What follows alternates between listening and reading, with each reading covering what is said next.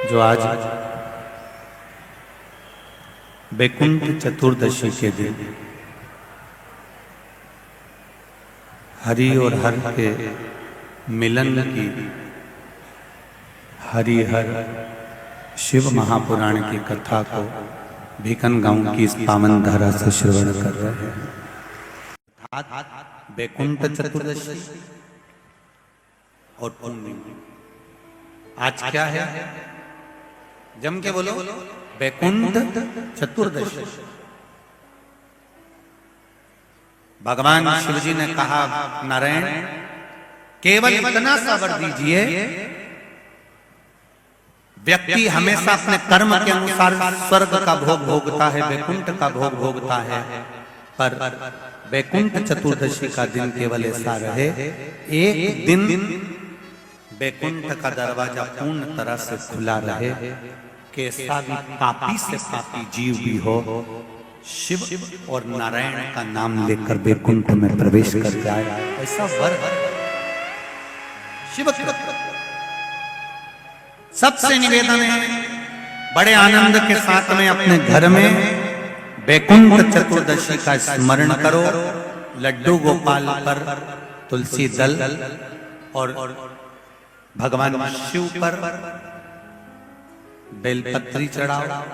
चढ़ाकर थोड़ी देर रखने के बाद में जब रात्रि का समय हो, अगर ज्यादा रात तक नहीं जग सको 10-11 बजे तक, तो 9 बजे भी कर दोगे चल जाएगा। पर है इसमें निशा का वर्णन, मतलब 11 बजे के बाद ही चढ़ाया जाता है और ब्रह्म मुहूर्त के पहले। वैसे तो रात्रि के समय चढ़ाया, लगभग आधा घंटा पौन घंटा चढ़े रहने दो, उसके बाद में आपको बेलपत्री जो आपने चढ़ाई है, ठाकुर जी को तुलसी, भोलेनाथ जी को बेलपत्र, रात्रि को आधे घंटे के लिए हरिहर मिलन जब कराओ, एक घी का दिया लगा दीजिए, भगवान को विनती करो, श्रीमन नारायण का जाप करो, फिर श्री शिवाय नमस्तुभ्यम या ओम नमः शिवाय का जाप करो, या महामृत्युंजय का जाप करो, पंचाक्षर षडाक्षर मंत्र का जाप कर कर तुलसी दल उठाकर भगवान शिव को जब चढ़ाओ, तब श्रीमन नारायण या ओम नमो भगवते वासुदेवाय राम नाम कृष्ण नाम का जाप कर कर शिव जी को समर्पित कर दो। शिव जी की बेलपत्र उठाकर श्री शिवाय नमस्तुभ्यम बोलकर या पंचाक्षर मंत्र ओम नमः शिवाय, षडाक्षर मंत्र ओम नमः शिवाय बोलकर उस बेलपत्र को भगवान लड्डू गोपाल पर या शालिग्राम भगवान पर या भगवान विष्णु पर, जो भी आपके यहाँ, अगर किसी के यहाँ पर मूर्ति नहीं है तो चित्रपट पर भगवान विष्णु का चित्र हो, फोटो हो, कृष्ण का फोटो हो, राम का फोटो हो, शिव का फोटो हो। जरूरी नहीं कि आपके यहाँ अगर मूर्ति नहीं है तो आप मूर्ति खरीदने बाजार चले जाओ। चित्र है, उस चित्र पर भी दिल से समर्पित कर कर उस बेलपत्री और शहद, बेलपत्री और तुलसी दल को रखिए। अगर साल भर वैसे ही रखना है किसी कार्य के लिए तो वैसे रखो, और अगर बच्चों के लिए तैयार कर रहे हो तो उसको शहद में डालकर रखकर बच्चों को अवश्य उसको चढ़ा। विद्वत्ता के लिए, बुद्धि की, आनंद, ऐसी सुंदर हरिहर मिलन है। इस कथा से हमको 3 चीजें लेना। पहला, जीवन में एक बात याद रखना, जिस आसन पर बैठकर हम पूजन करते हैं वो आसन को कभी अपने पांव से मत हटाओ, ना पांव से खसकाओ ना हटाओ। वैसे तो बीकान गांव की माताएं आसन को पांव से नहीं हटाती होंगी, हम तो हमारे यहाँ की कह रहे हैं। जिस आसन पर बैठकर हम पूजन करें, पाठ करें, मंदिर में अर्चना करें, या हम पूजन पाठ में लगे रहें, कई माताओं की आदत रहती है आसन अगर इधर उधर बिछा रहता है, वो पति के साथ में आसन पर जब बैठने वाली रहती है तो हाथ से सीधा करने की जगह पांव से थोड़ा खसका लेती है। पांव से अगर उसने खसकाया, रखा, तो पति के साथ बैठकर भले वो पूजन करती है, मना नहीं, पर जिस पूजन को वो कर रही होती है उसका पुण्य पति के भी खाते में नहीं जाता और पत्नी के खाते में भी नहीं जाता। इसका स्मरण करो। ये अंधकासुर की कथा से हमको लेना है। दूसरा,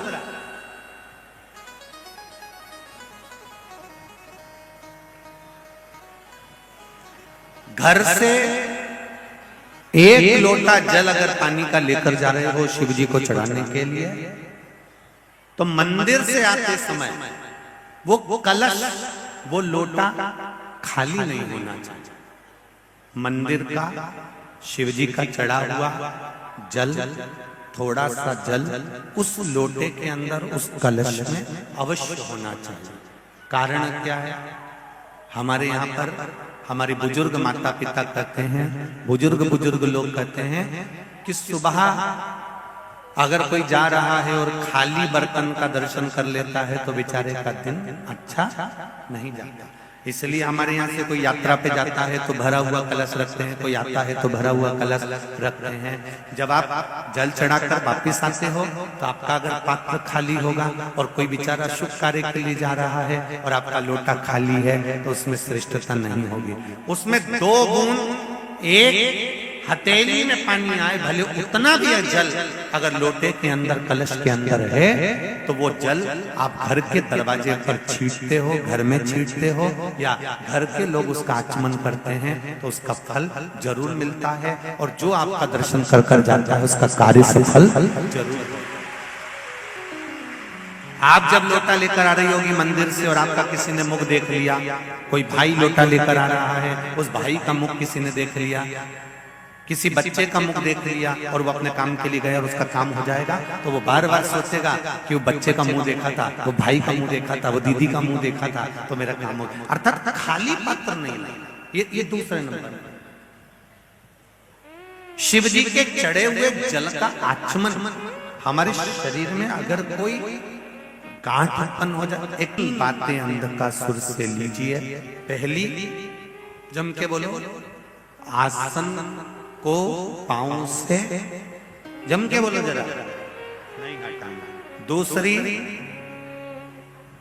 शिव मंदिर जल चढ़ाने जाओ तो पात्र को, लोटे को, कलश को खाली मत लाओ, उसमें थोड़ा सा जल लेकर आओ। घर के जितने भी लोग हैं उनको आचमन जितना थोड़ा थोड़ा सा पानी दे दिया करो। अगर मान लो किसी के शरीर में कोई बड़ा रोग आ भी रहा होगा तो शिव का चढ़ा हुआ जल पीने से रोग समाप्त हो जाएगा, शरीर ठीक होगा। और वो भरा हुआ जल अगर आप लेकर आ रहे हो, थोड़ा सा पात्र में जल ला रहे हो, तो दूसरा, यदि आपका मुख का दर्शन करेगा तो उसका कार्य सफल होगा। तीसरे नंबर, शिव मंदिर में जब भी जाओ, शंकर भगवान के मंदिर में जब भी जाओ, आखिरी में जब शिव जी की पूजन कर कर वापिस लौट कर आओ, तो ये अंधकासुर के चरित्र से लेना। शिव मंदिर में जब भी पूजन करने जाओ, दर्शन कर कर, पूजन कर कर जब वापिस आ रहे हो, तब दरवाजे पे से खड़े होकर एक बार देवाधिदेव महादेव को वापिस दर्शन कर कर अपने हृदय की बात कहकर फिर आए। ये 3 चीज,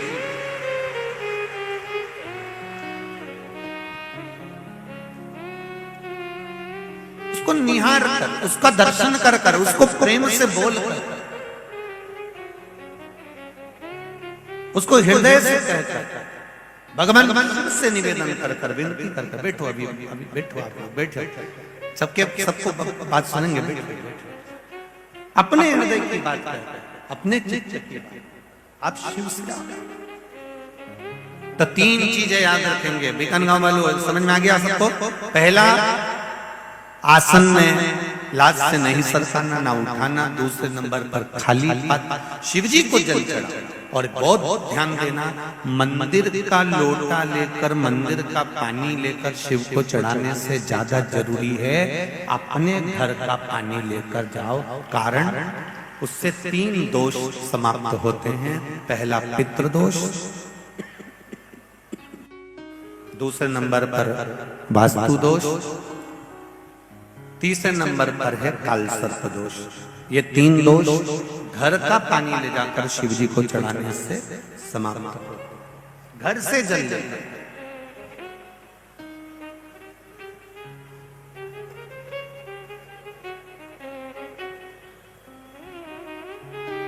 तीसरे नंबर पर है भगवान शंकर के मंदिर से जब वापिस आओ, पूजन वगैरह कर दिया, अच्छे से भगवान शंकर का श्रृंगार कर दिया, भगवान शिव को स्नान आदि पूजन आदि सब कराकर जब वापिस आ रहे हो तो एक बार उसको झांक कर, दर्शन कर कर, पलट कर, उसको देख कर, उससे निवेदन कर कर वापिस फिर आओ।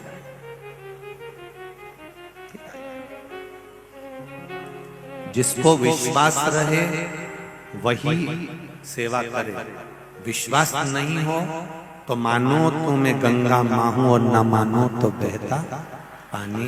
अगर मानोगे तो गंगा जल है, नहीं तो ऐसा ही बह रहा है। लोग उसमें चमड़ा भी धो रहे हैं, कपड़े भी धो रहे हैं, वस्त्र भी धो रहे हैं, चप्पल भी धो रहे हैं। और जिसने मान लिया कि ये गंगा का जल है तो पूजन करी, आराधना करी और गंगा का आचमन उसने गंगा जल मानकर करा है तो उसका कल्याण भी हुआ है। आप अगर मानोगे कि शिव है तो शिव मिलेगा। आपने अगर मान लिया कि हमने तो केवल कथा में सुना है, सियोर वाला हमारा चिल्ला चिल्ला करके था सारी समस्या का हल, एक लोटा जल, केवल आपने अगर दिखावे से करा तो उसका कोई महत्व नहीं है। अब दिल से शिव की आराधना करो। अंधकासुर को देखा, शिव जी ने कहा इसको पटक दे समुद्र के अंदर, नहीं ये आपका पुत्र है, मैं इसको ऐसे पटकने वाली नहीं हूं। शिव जी ने कहा ये मेरे नेत्र बंद करने के बाद प्रकट हुआ, ये मेरे नेत्र बंद करने के बाद प्रकट हुआ। सारे देवी देवताओं का मंदिर रात को बंद हो जाता। बोलो बोलो सही है, सबका मंदिर बंद हो जाता। पर दो, एक मां देवी दुर्गा भवानी जगत जननी जगदम्बा शेरों वाली, और दूसरा मेरा देव अधिदेव महादेव, जिनके दरवाजे वो तो अब लोग, क्योंकि माता जी पर भी सोने का चांदी का जेवर होता है, शिव जी का भी श्रृंगार होता है, खूब सोना चांदी का श्रृंगार होता है, इसलिए दरवाजा बंद कर दिया जाता है। कभी तुम महेश्वर जाओ, ओमकारेश्वर जाओ, नर्मदा जी के घाट पर जाओ, शंकर जी ऐसे ही बैठे हुए हैं, उनका दरवाजा बंद होता है। कोई कोई घाट पे बैठे हुए हैं, कोई कोई मंदिर में बैठे तो उसमें दरवाजा ही नहीं है, छतरी है केवल। पहले शिव जी ऐसे ही बैठते थे, माता रानी भी पहले ऐसी बैठती थी। तुम शीतला माता को देखो, जहाँ तुम नवरात्र में अपने शादी ब्याह होते हैं तो देवी जी का पूजन करने जाती हो, वहां कोई मंदिर में तो शीतला माता ऐसी एक छोटे से पाषाण स्वरूप में आराम से बैठी हुई है, लोग जाते पूजन करते चले जाते। माता का वहां पर दरवाजा भी नहीं होता था, शंकर जी का भी द्वार नहीं होता था। बैकुंठ में द्वार है, ब्रह्मलोक में द्वार है, इंद्रलोक में द्वार है, पर आप में से कई लोग कैलाश पर्वत घूम कर आए। कई लोग गए कैलाश की परिक्रमा करने के लिए, मानसरोवर की परिक्रमा करने के लिए। जो कैलाश गए हैं पूछना क्यों भैया कैलाश का दरवाजा है दरवाजा कैलाश के ऊपर? नहीं, कैलाश पर्वत खुला पड़ा है। शंकर भगवान इंद्र के देवता के यहाँ दरवाजा मिलेगा, इंद्र लोक में, ब्रह्म लोक में, वैकुंठ लोक में, गौलोक धाम में, सब दो दरवाजा मिलेगा। पर दरवाजा नहीं मिलेगा तो मेरे देवादिदेव महादेव के यहाँ नहीं मिलेगा। वो जागता है। बहुत लोग विरोध करते हैं, क्या शंकर भगवान को रात्रि को हम स्मरण कर सकते हैं? क्या शिव जी का जाप कर सकते हैं? क्या शंकर भगवान को रिझा सकते हैं? हमारे यहाँ तो शंकर भगवान की शिवरात्रि होती है। शिव डे नहीं, शिव दिन नहीं, शिवरात्रि। आप रात भर शिव की भक्ति करो, रात भर भगवान का भजन करो। जब तुम्हारा नेत्र खुले तुम्हें उसकी याद आ जाए, जब तुम्हें उसकी याद आ जाए, चाहे सुबह हो, शाम हो, दिन हो, रात हो, चाहे तुम नहाए हो, नी नहाए, मुंडा भी धोया कि नहीं धोया, तुम तो भगवान का भजन श्री शिवा। मुंडा धोए नहीं तो कोई कहेगा गुरुजी बिना नहाए धोए तो क्या हुआ? शिव महापुराण की कथा एक बात बहुत ध्यान से सुनना। मान लो तुम कह रहे हो कि बिगर नहाए हम अगर भजन करेंगे, भगवान का जप करेंगे तो भगवान स्वीकार करेगा। अगर मान लो बिना नहाए मर गए तो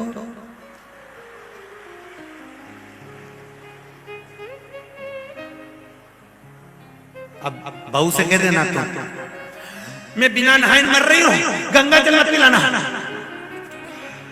अब बहू भी कहे सासी तो नहाई नहीं, अभी तो नहाई नहीं, नहाएगी तब गंगा जल देंगे। और इतने में सास निपटी गई और मुंडा में ना तो तुलसी का दल और ना मुंडा में गंगा जल।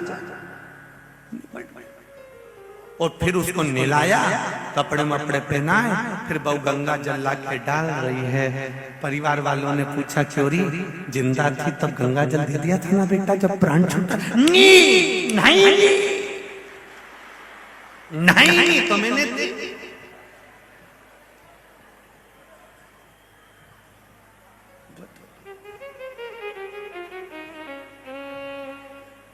वो नहीं इसलिए मैंने गंगा जल दिया। अब प्राण छूटने का कोई समय नहीं है, मृत्यु का कोई समय किसी को नहीं मालूम कि कब मरोगे, कब तुम्हारे प्राण छूटेंगे। इसलिए शिव पुराण कहती है पल पल हर क्षण हर घड़ी 21,600 श्वास जो शरीर से निकल रही है, प्रत्येक श्वास में जब तुम्हें समय मिल जाए, जब तुम्हारा मन कर जाए, जब तुम्हारा दिल कर जाए, तब 5 मिनट उसको भज लो। श्री शिवाय नमस्तुभ्यं स्मरण कर लो, राम कह लो, कृष्ण कह लो, शिव बोल लो, ओम नमः शिवाय कह लो। तुम्हारा मन पड़े वो भजो, इंतजार मत करना कि मैं नहाऊंगी तब भजूंगी। और नहाने से पहले निपट गई। इसलिए हमें इंतजार नहीं करना। यहाँ तो शास्त्र कहता है काल करे सो आज करे सो पल में प्रलय हो जाएगा, शिव भजेगा समय निकल जाएगा फिर कब। इसलिए कोई समय नहीं। खेती पर जा रहे हो, पानी देने जा रहे हो, जमीन में फसल अच्छी नहीं आ रही है, बहुत घाटा लग रहा है, कर्जा बढ़ रहा है, कुछ नहीं करना। हमें शंकर भगवान का जाप करते करते पानी भी दो तो श्री शिवाय नमस्तुभ्यं, खेती भी करो तो श्री शिवाय नमस्तुभ्यं, ट्रैक्टर भी चलाओ और बीज भी बो तो ट्रैक्टर में भी गाना लगा दो तो बीज में भी श्री शिवाय नमस्तुभ्यं, सिलाई मशीन चलाओ तो श्री शिवाय नमस्ते। तुम जपते रहो, भजन करते रहो, स्मरण करो।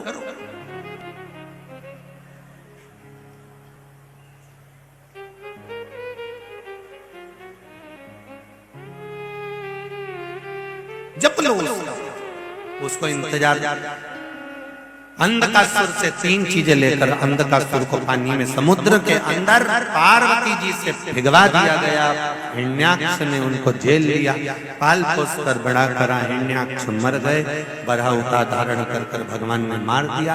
समय आया हिरण्याक्ष के यहाँ जो अंधकासुर बड़ा हुआ था उसने तप करा, तप कर कर मांगा कि मेरे प्राण ना छूटे, मैं मरूं नहीं। तो वर ब्रह्मा जी ने कहा ऐसा नहीं हो सकता कि तुम मरोगे नहीं, मरना तो पड़ेगा, मृत्यु तो आई।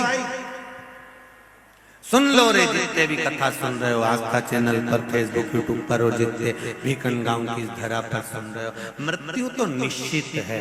चाहे कोई भी हो, तुम चाहे बादाम खाओ चाहे मत खाओ, चाहे तुम एसी में सो मत सो, चाहे तुम रोटी खाओ मत खाओ,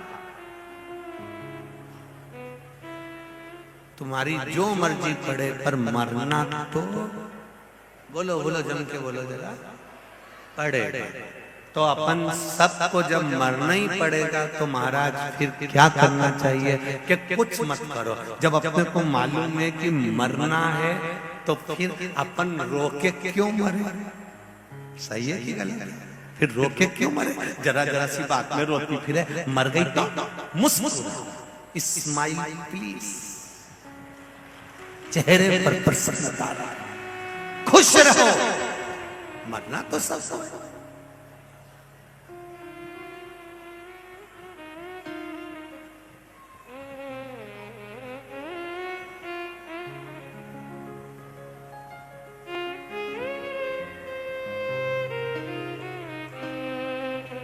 मृत्यु निश्चित है, आएगी। अंधकासुर से ब्रह्मा जी ने कहा मरना तो पड़ेगा। अंधकासुर ने कहा तो कोई दूसरा वर दे दीजिए। क्या वर? अगर मरना ही है तो जिस दिन मैं अपनी माता को गलत दृष्टि से देखूंगा उस दिन मेरे प्राण छूट। अंधकासुर को यह मालूम था कि मुझे किसी माता ने जन्म नहीं दिया और मैं माता की गोद में खेला नहीं, तो मेरी माता कोई है ही नहीं। तो जिस दिन मैं माता को गलत दृष्टि से देखूं उस दिन मेरे प्राण छूटे। ब्रह्मा जी ने कह दिया तथास्तु। अब इसको नहीं मालूम था कि पार्वती जी ने इसको गोदी में लिया था और बेटा कहा था, इसलिए माता पार्वती इसकी माता है। जब ये बड़ा हुआ इसके मन में चित्तवृत्ति आई, उसने कहा मेरे को शादी करना है, कोई अच्छी लड़की बता। तो कह जो अच्छी लड़की थी उसको तो शंकर जी ले गए। शिव जी ने विवाह किया, बड़ी सुंदर, बड़ी शिव जी ने विवाह कर लिया। हाँ। तो क्या हुआ? उस कन्या से मैं विवाह करूंगा। अंधकासुर माता पार्वती को लेने के लिए कैलाश पर पहुंच गया। भगवान शंकर अपने कार्य में लगे हुए थे और पार्वती मैया के सुंदर स्वरूप को अंधकासुर ने देखा और उन पर मोहित हो गया कि इनसे ही मैं विवाह करूंगा। उसको ये मालूम नहीं था कि ये मेरी माता है और गलत दृष्टि से माता को देख लिया। शिव जी को क्रोध आ गया, उनने काल भैरव प्रकट करा और अंधकासुर का अंत करवा दिया। शिव पुराण कहती है महाराज पराई नारी और पराया धन पर कभी अपनी दृष्टि मत देना, नहीं तो बर्बाद हो जाओगे। शिव महापुराण की कथा कहती है पराई नारी, पराई स्त्री और पराया धन, ये दो चीजों पर अगर आपने अपनी दृष्टि दी, पराई नारी पर, पराये धन पर अगर आप अपनी दृष्टि देते हो तो तुम्हें बर्बाद होने में देरी नहीं लगेगी, तुम्हें नष्ट होने में देरी नहीं लगेगी, तुम बर्बाद एक चुटकी में हो जाओगे। लंका अधिपति रावण के पास में सारा वैभव था, विद्वान था, विद्वानों में विद्वान था लंकाधिपति, शिव की आराधना करता था लंकापति। केवल पराई स्त्री पर उसने दृष्टि दे दी थी, इसलिए उसको बर्बाद होने में देरी नहीं लगी। पराई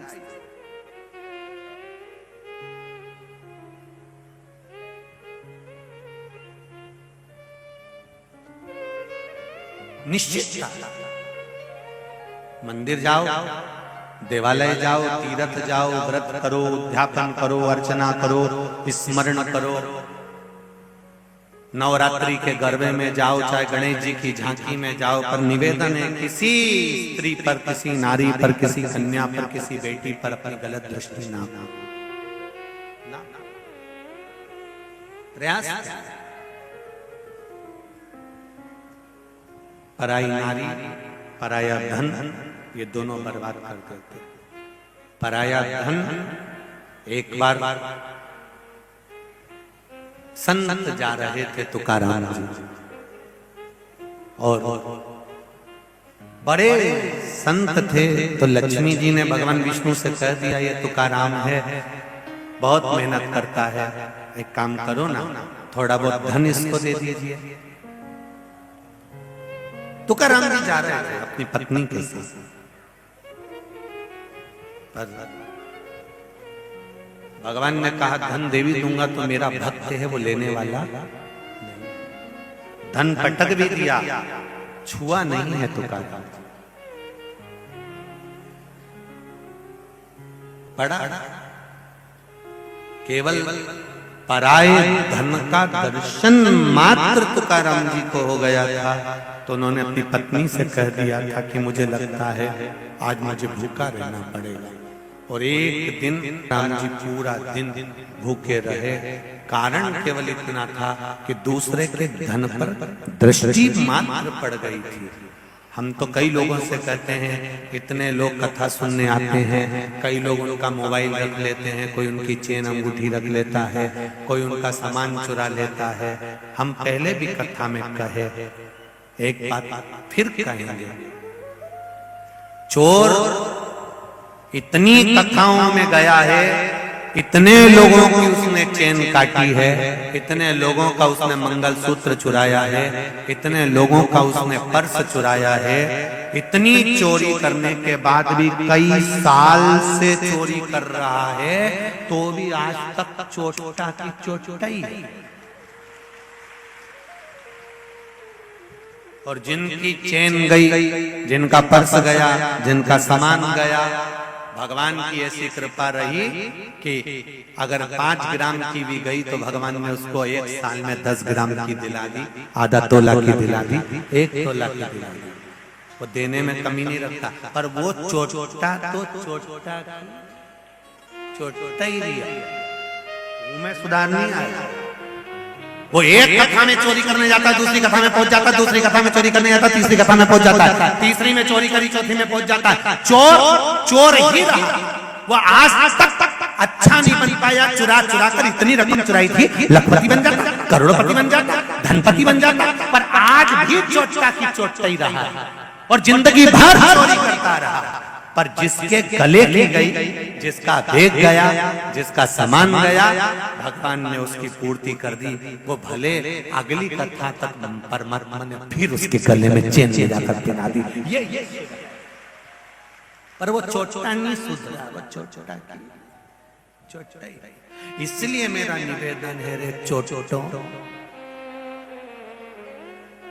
थोड़ा सावधान। किसी का पड़ा हुआ मोबाइल भी मिल जाए ना, तो पहले आवाज लगवाओ कि साहब यह मोबाइल मिला है, ये मेरी जिंदगी खराब कर देगा, ये दे दूं 5,000 का, 10,000 का, 15,000 का। एक बार ईमानदारी से अगर तुमने वो 5,000 का मोबाइल दे भी दिया, 3 महीना इंतजार करना, 50,000 का मोबाइल तेरे हाथ में होगा, निश्चित है। तुम कहां आए हो, किस जगह पर पहुंचे हो, किस स्थान पर पहुंचे हो, जरा विचार तो करो। उसका नाम है कुबेरेश्वर महादेव, कुबेर भंडारी, जो चोर को कुबेर बना देता है, वो किसी को खाली कैसे छोड़ सकता है।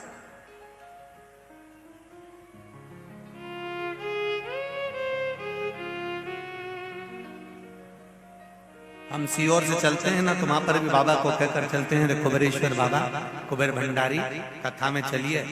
और जो भक्त कथा करवा रहा है, कर रहा है, सुन रहा है, मेरा कुबेर भंडारी ऐसी कृपा करना कि उसके पास कोई कमी ना रहे, तो भंडार भर कर रखना, ये निश्चित।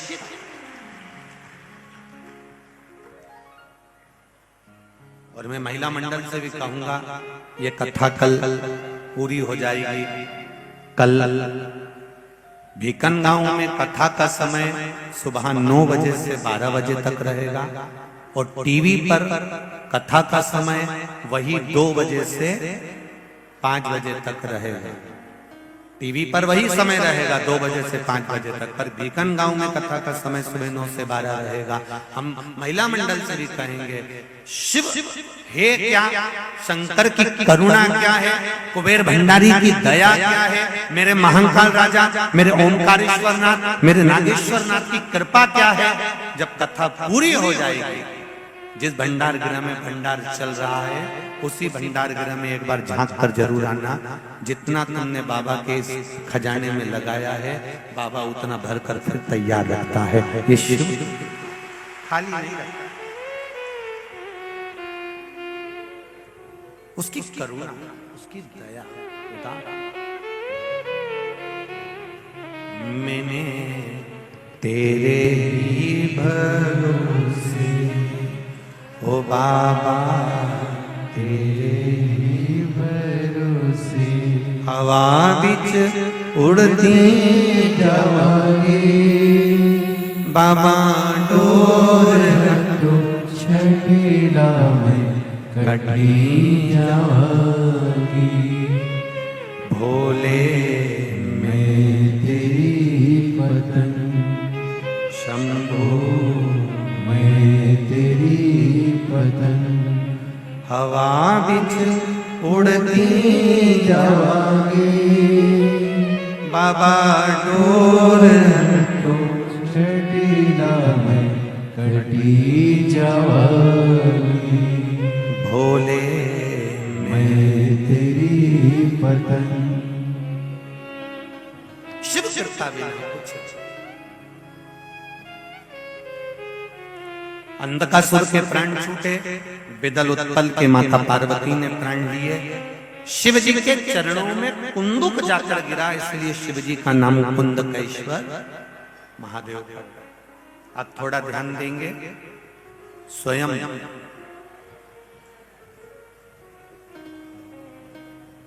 भगवान शंकर कुंदकेश्वर बनकर माता पार्वती के साथ। कुंदकेश्वर का दर्शन कैसा होता है, कुंदकेश्वर महादेव का स्वरूप कैसा होता है, तो आप दर्शन करेंगे।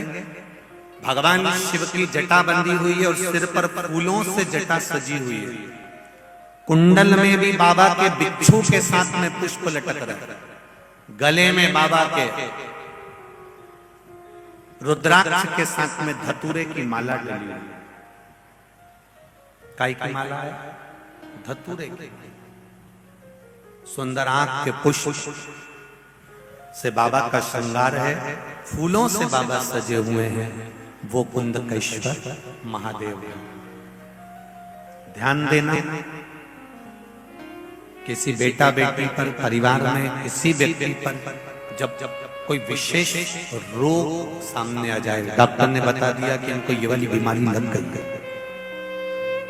और तुम जांच कराने के लिए जा रहे हो, इंदौर जा रहे हो, भोपाल जा रहे हो, खरगोन, खंडवा, कहीं पर भी जा रहे हो, और डॉक्टर तुम्हें लग रहा है कि बीमारी होने वाली और बीमारी का चांस लग रहा है, अपने यहाँ के डॉक्टर ने कह दिया कि ये बीमारी लगने वाली है, एक प्रयास कर देखने, एक धतूरा जिसको लग रहा है कि ये बीमारी होने वाली है और ऐसा लग रहा है और जांच होने वाली है, एक धतूरा कुंदकेश्वर महादेव के नाम से शिवलिंग के ऊपर रख दो और धीरे धीरे पानी को उस धतूरे के साथ शिव जी को समर्पित करना प्रारंभ करो। अपने हृदय की कामना करते हुए श्री शिवाय नमस्तुभ्यं बोलते धीरे धीरे जल को चढ़ाना। पर जिस दिन उस बीमारी के लिए आप जल चढ़ा कर आएंगे, उस समय पर वो जल लेकर नहीं आएंगे, केवल चढ़ा कर आएंगे और अशोक सुंदरी वाली जगह पर हाथ लगाकर उस जल को केवल स्पर्श मात्र से, मतलब हाथ में छू कर लाएं, और जिस व्यक्ति को बीमारी के लिए लग रहा है उसी के नयनों पर, मस्तक पर लगाकर फिर जांच के लिए ले जाएं। मेरा भोलेनाथ चाहेगा तो कोई बड़ी बीमारी नहीं निकलेगी, रोग समाप्त कर देगा। एक धतूरा कुंदकेश्वर महादेव की भक्ति का एक आनंद सुख प्रदान कर देता है। एक धतूरा देखा है, बोलो तो जम के देखा है ना। जब चढ़ाते समय शिवलिंग पर जब धतूरा चढ़ाया जाता है, तब शिवलिंग पर चढ़ाते समय धतूरे की जो डंडी होती है वो कहाँ रखी जाती है? धतूरे के अंदर डंडी होती कि नहीं होती? अरे बोलो जम के बोलो। देखिए आप लोग, धतूरे के अंदर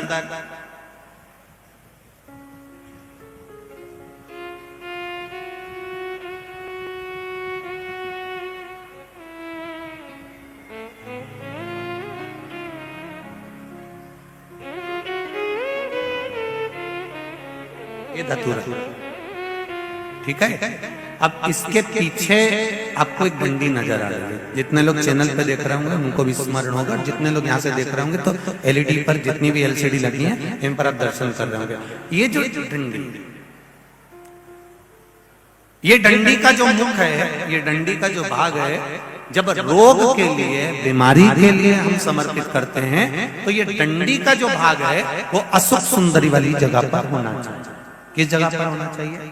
अशोक सुंदर। और बाकी के समय पर आप शिवरात्रि पर या कोई खुशी के लिए या शिव जी के अभिषेक के लिए या आप प्रदोष के दिन या आप किसी भी दिन भगवान शंकर की आराधना कर रहे हो, बाकी के समय आप डंडी का मुख तुम्हारी मर्जी पड़े जहां रखो। पर रोग निवारण के लिए आपको लग रहा है कि इस व्यक्ति को ऐसा रोग हो गया, ये रोग हम जा रहे हैं जांच कराने के लिए, हम दिखाने के लिए मुंबई जा रहे हैं, पुणे जा रहे हैं, इंदौर जा रहे हैं, खरगोन जा रहे हैं, तो उस समय पर रोग निवारण के लिए इस डंडी का मुख आपको अशोक सुंदरी वाली जगह, अशोक सुंदरी की जगह मालूम है सबको?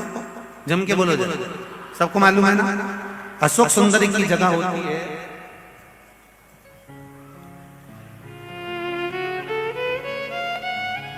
जैसे ये जलाधारी है गोल और यहां से पानी नीचे बह रहा है, उस पर जो शिवलिंग रखा हुआ है ये शिवलिंग के सामने एक मोटी सी लाइन होती है जहां से पानी नीचे गिरता है।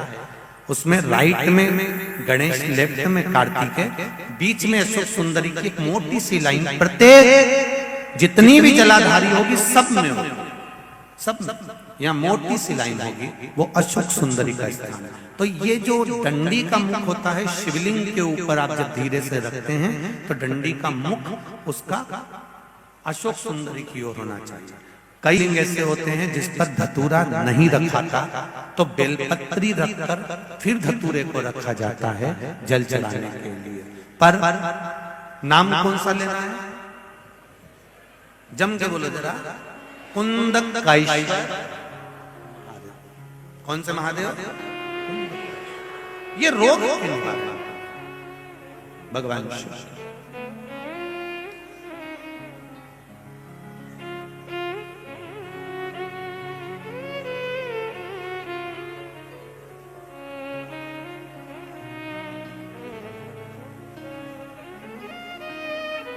महाराज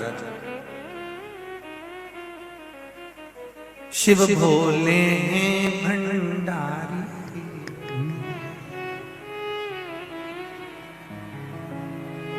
जग के वो पालनहारी, सबके दुखड़े हर लेता, हर जीव एक पुजारी।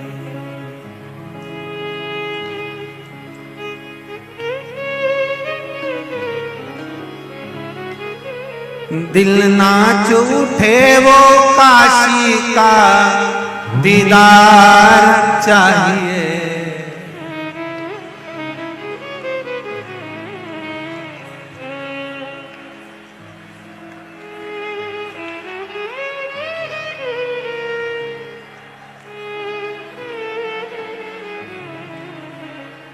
दिल नाच उठे वो काशी का दीदार चाहिए, वो काशी रहने वाला भोलानाथ चाहिए, वो काशी रहने वाला भोलानाथ चाहिए। मेरे इस पगले दिल को, मेरे इस पगले दिल को आधार चाहिए, वो काशी रहने वाला भोलानाथ चाहिए, वो काशी रहने वाला भोलानाथ चाहिए। वो काशी रहने वाला भोलानाथ चाहिए, वो काशी रहने वाला भोलानाथ चाहिए। हरि बोल।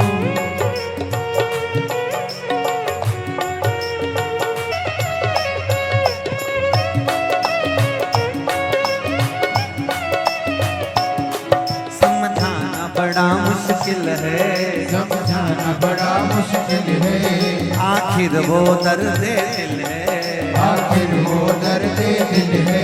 समझाना बड़ा मुश्किल है, समझाना बड़ा मुश्किल है, आखिर वो दर्द दिल है, आखिर वो दर्द दिल है। सच्चा दरबार लगा है ये भोले की महफिल है, सच्चा दरबार लगा है ये भोले की महफिल है। सच्चा दरबार लगा है ये भोले की महफिल है, सच्चा दरबार लगा है ये भोले की महफिल है। नैनों को डमरू वाले का, नैनों को डमरू वाले का, नैनों को डमरू वाले का, नैनों को काशी वाले का दीदार चाहिए, वो काशी रहने वाला भोलानाथ चाहिए, वो काशी रहने वाला भोलानाथ। पीछे वाले भी दोनों हाथों से बड़े भाव से। हरि बोल। कुछ कमी न अरमानों की, कुछ कमी न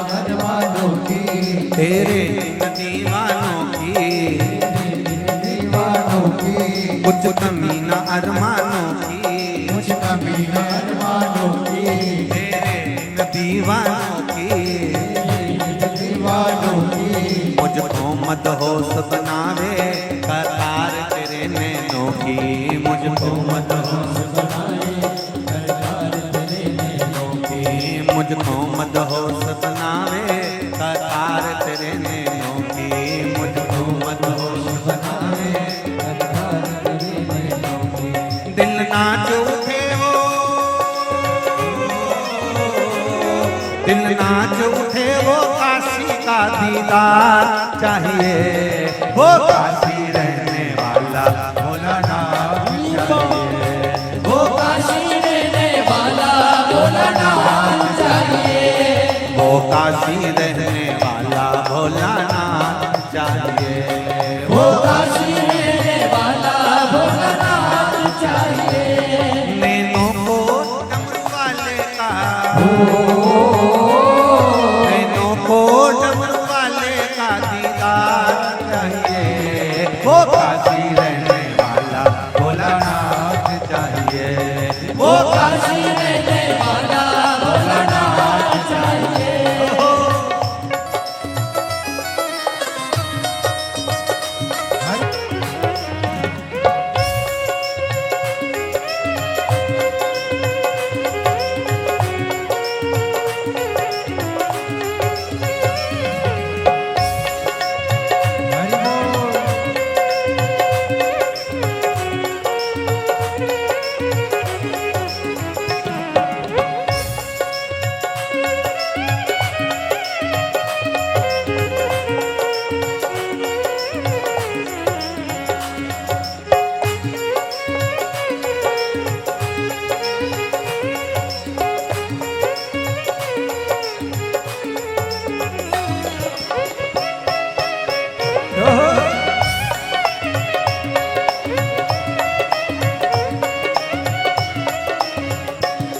भक्तों के तुम प्यारे हो, तुम प्यारे हो, भक्तों के तुम प्यारे हो, भक्तों के तुम प्यारे हो, तुम जिगरी दिल वाले हो, जिगरी दिल वाले हो, तुम जिगरी दिल वाले हो, जिगरी दिल वाले हो। कितनों पर डोरे काले तेरे नैन बड़े मस्ताने, कितनों पे नैनों को डमरू वाले का, नैनों को काशी वाले का,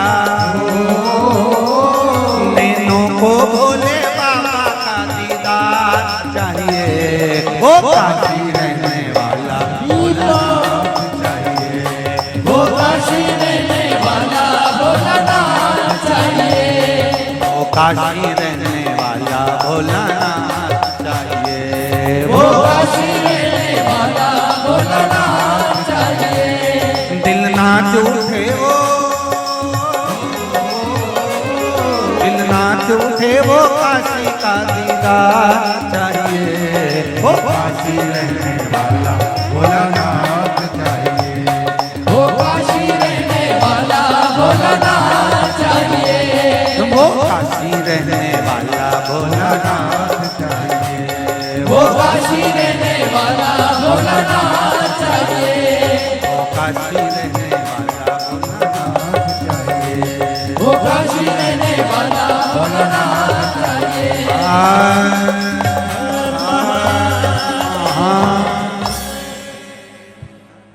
अपने स्थान पर बैठकर भगवान शिव के मूल मंत्र का स्मरण करें, बाबा से विनती करें। आज वैकुंठ चतुर्दशी है, भोलेनाथ हरिहर मिलन का आज दिन है। मेरे बाबा उग्रदानी त्रिकालदर्शी कैलाशी ऐसी कृपा करें जिससे शिव भक्ति हमारे हृदय में जागे। मूल मंत्र का जाप सभी करेंगे भाव के साथ। अपने स्थान पर बैठकर श्री शिवाय नमस्तु, श्री शिवाय नमस्तुभ्यं श्री शिवाय नमस्तुभ्यं श्री शिवाय नमस्तुभ्यं श्री शिवाय नमस्तुभ्यं भोला दुख काटो ओ भोला सब दुख काटो शिव शंकर जपो तेरी माला भोले बाबा जपो तेरी माला भोला सब दुख काटो मारा ओ भोला सब दुख काटो मारा। भगवान शिव की कथा कर भगवान शंकर उगड़दानी त्रिकालदर्शी शिव जी का नाम कुंदकेश्वर महादेव पड़ गए। एक बार भाव से बाबा का जय घोष बोल कुंदकेश्वर महादेव हर हर महादेव। भगवान शिव का कुंदकेश्वर नाम पड़ गया। आज शिव जी ने बड़ा सुंदर कुंदकेश्वर का स्वरूप धारण कर मां पार्वती के साथ में भगवान शंकर काशी में पहुंचे। भगवान शिव आज काशी में गए।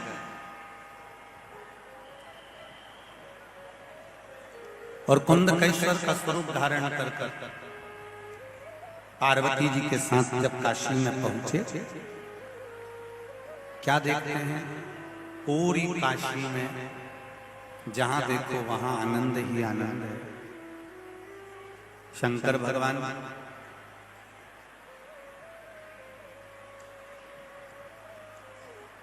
काशी के अंदर आज विराज रहे थे, पार्वती जी के साथ में कुंदकेश्वर बनकर दर्शन किया।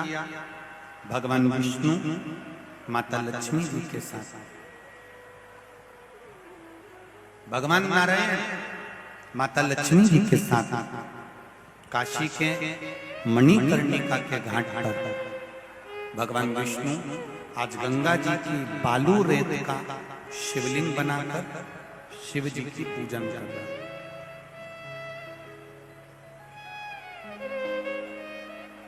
थोड़ा एक बात का स्मरण आप सब रखेंगे, ध्यान रखिएगा।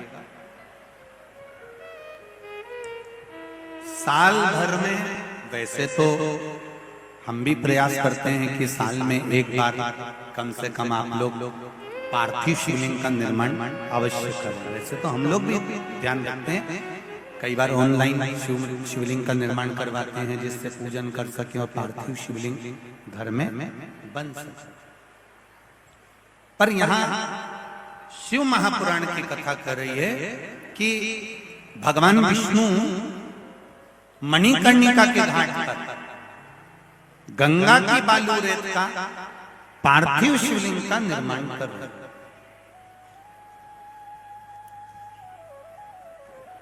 और शिवलिंग का निर्माण करते हुए आज भगवान विष्णु ने लक्ष्मी जी को बिठाया।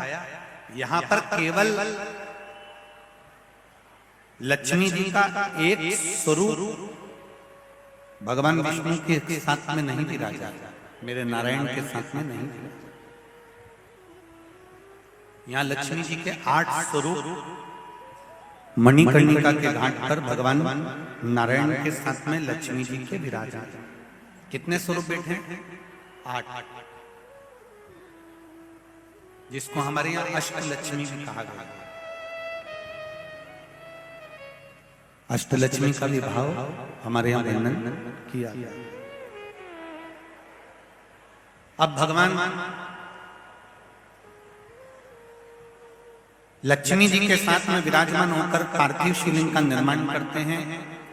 एक लक्ष्मी, संतान लक्ष्मी, वैभव लक्ष्मी, धान्य लक्ष्मी, आरोग्य लक्ष्मी, ये सब विराजमान होती जाती है, पूजन करती जाती है, विराजित होती जाती है।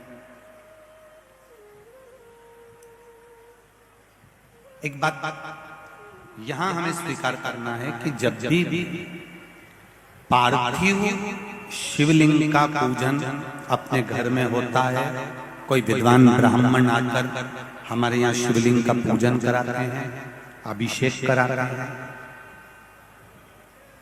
कोई विद्वान ब्राह्मण आकर जब हमारे यहाँ पर पूजन कराएं शिवलिंग का, या पूजन हम कर रहे हों और शिवलिंग की आराधना कर रहे हों, तो प्रयास करा करो कि घर में उस समय पर जो लोग विराजमान हैं, प्रत्येक घर के व्यक्ति का स्पर्श उस अभिषेक के जल में हो जाए और वो अभिषेक का जल शिव जी पे चढ़ जाए, जिससे हमारे घर का कल्याण।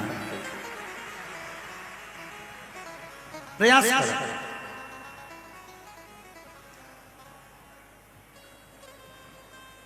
मेरे भगवान विष्णु ने लक्ष्मी का स्वरूप एक ही है, लक्ष्मी एक ही है, पर अष्ट लक्ष्मियों को वहां पर विराजमान करा कि प्रत्येक लक्ष्मी के हाथ से शिव की आराधना हो जाए। जब आपके यहाँ भी पार्थिव शिवलिंग का निर्माण हो, कोई ब्राह्मण जन पूजन कराने आए या ब्राह्मण ना आए और आप लोग ही शिवलिंग का अगर पूजन कर रहे हो, अभिषेक कर रहे हो, पार्थिव शिवलिंग बना रहे हो, पूजन कर रहे हो, तो घर के हाँ कोई रजो धर्म में है तो उसका स्पर्श भले मत कर लो, कोई रजो धर्म में है या कोई गलत जगह से आया है तो उसका स्पर्श, परंतु बाकी के लोग जो अपने घर में हैं, जो शिव जी पर एक लोटा जल चढ़ रहा है, उस पर स्पर्श होकर फिर पार्थिव शिवलिंग का पूजन। सावन के महीने में शंकर जी के मंदिरों में शिवलिंग का अभिषेक होता है, आप लोग करें दर्शन? सभी मंदिरों में होता है। मां पंडित जी आसपास में, शंकर जी के आसपास में जितने लोग बैठ जाते हैं, उसके बाद जो पीछे बैठे रहते हैं उसके लिए क्या करते हैं पंडित जी? जो वो जलाधारी है, जो पानी जिसमें से गिरता रहता है लगातार, जो श्रृंगी होती है, जलाधारी होती है, उसमें एक कलेवा, नाड़ा, मौली बांधकर पीछे तक दे देते हैं। बोलो सही है कि गलत? पीछे तक दे दिया उन्होंने, कलेवा बांधकर पीछे तक दे दी उन्होंने मौली बांधकर, और क्या कहा, इस कलेवे को, इस नाड़े को, इस मौली को पकड़ लो, अभिषेक करने वाला अभिषेक कर रहा है, और आप इस मौली का, इस कलेवे का स्पर्श करे हुए हो, तो उसके स्पर्श से क्या लाभ मिलेगा? तो शिव पुराण कहती है कि शंकर जी पे चढ़ने वाले जल पर, जल का मात्र परिवार का व्यक्ति अगर स्पर्श ही कर लेता है, तो चढ़ा हुआ जल का भाग से उसके जीवन में अगर कहीं दुख या तकलीफ आ रही होती है तो वो क्षण भर में समाप्त हो जाती है। मात्र स्पर्श। मैंने तेरे ओ बाबा तेरे ही भरोसे हवा विच उड़ती जवानी बाबा डोर में कटती जानी भोले मेरी बदन। अष्ट लक्ष्मियों को भगवान विष्णु ने यहाँ पर विराजमान करा है। अष्ट लक्ष्मी। थोड़ी देर बाद मणिकर्णिका के घाट पर भगवान देवादिदेव महादेव शिव कुंद कैश्वर के रूप में प्रकट हो गए। आए सम्मुख में, मांगो नारायण, आज आपने मेरी पूजन अर्चना करी है, क्या मैं आपको दूं? भगवान विष्णु ने कहा केवल स्वप्न में भी अगर दर्शन करूं तो आपका करूं, अगर मुझे स्वप्न भी आए और स्वप्न में भी अगर दर्शन करूं तो आपका करूं। और शंकर भगवान कहते हैं नारायण, मैं भी यही चाहता हूं कि आप मेरे हृदय में सदा विराजमान रहें। भगवान शिव ने कहा नारायण, आज आप काशी में आए हैं इसलिए आपके आने से पूरी काशी को आनंद होगा। यहाँ दीप पर्व मनाया जाएगा। काशी में देव दीपावली की बड़ी महत्वता होती है। कोई गया है काशी?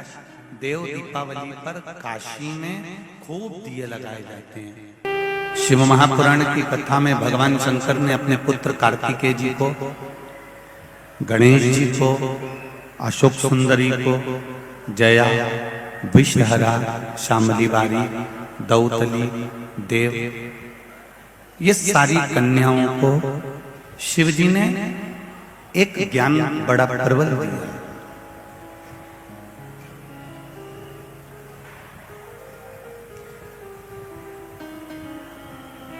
भगवान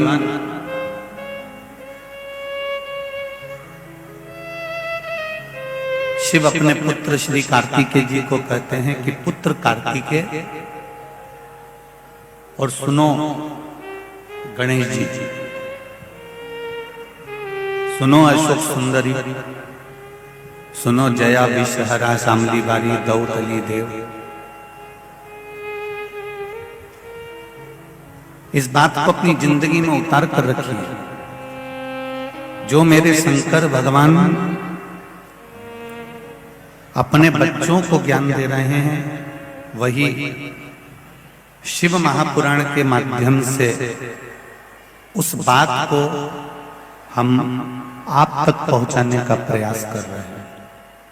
यदि आपको लगे कि हाँ, शंकर भगवान ने जो अपने पुत्रों को, अपनी बेटियों को ज्ञान दिया वो बहुत श्रेष्ठ है, तो आप भी प्रयास करना कि उस ज्ञान को अपने भीतर उतारें और अपने बच्चों तक वो ज्ञान अपन भी दें, अपन भी प्रदान करें। शिव जी कह रहे हैं कार्तिकेय से,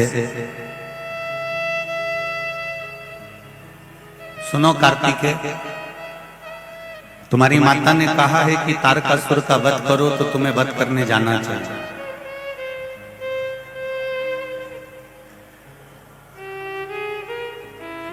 तुम्हारी माता ने कहा है जब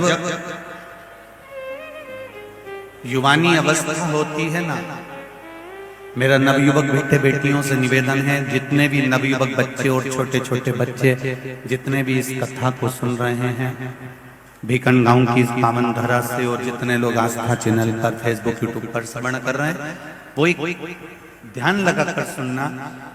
जब नवयुवक अवस्था रहे, युवानी की अवस्था रहे, बचपन की अवस्था रहे, और तुम्हारे माता पिता या कोई भी घर का व्यक्ति अगर कोई काम बता दे तो कभी उस काम को टालना नहीं, दौड़कर उस काम को कर आना। ये शिव पुराण है।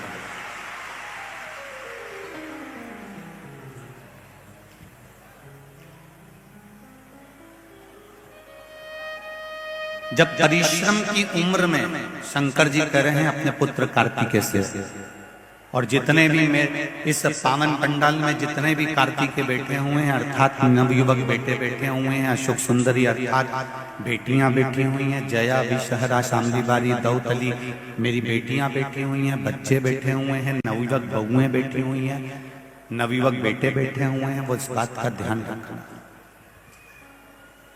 परिश्रम की उम्र में शंकर भगवान कहते हैं कभी आराम मत करो। काय की उम्र में? जम के बोलो जरा। परिश्रम की उम्र में, परिश्रम की उम्र में शिव कह रहे हैं कि कभी आराम मत करो। जो परिश्रम की उम्र में आराम करता है, वो आराम करने की उम्र में भी परिश्रम करना पड़ता है। ये मेरे शिव कह रहे हैं, ये मेरे ओघड़दानी, ये मेरे शंकर, ये मेरे त्रिकालदर्शी, ये मेरे कैलाशी, मेरे अविनाशी, मेरे भोलेनाथ कह रहे हैं जब तुम्हारी परिश्रम की उम्र है, तुम नवयुवक बच्चे हो, नवयुवक बेटियां हो, छोटे छोटे बच्चे हो, अभी तक तुम्हारी परिश्रम की उम्र है, तुम खूब मेहनत करो।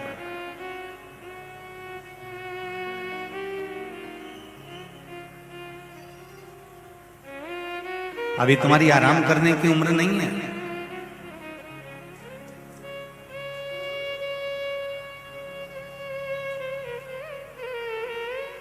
परिश्रम की उम्र में आराम मत करो।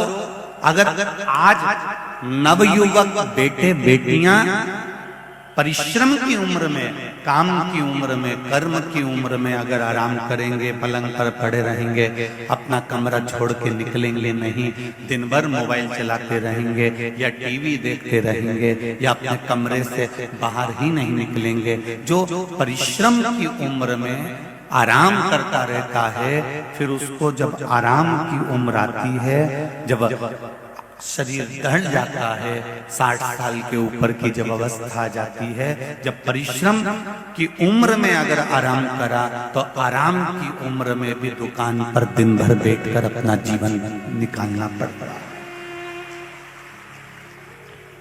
फिर गवर्नमेंट रिटायर भी कर देगी।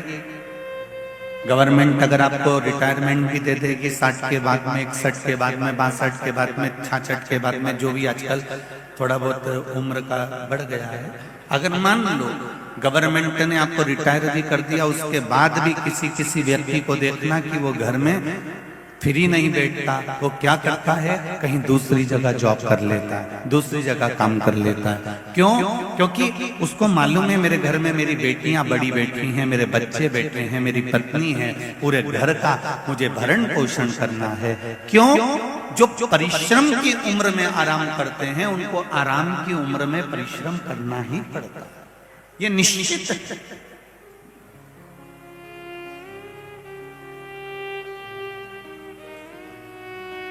यहाँ पर बीकानगांव की इस कथा में बहुत किसान भाई आए हुए हैं। किसानी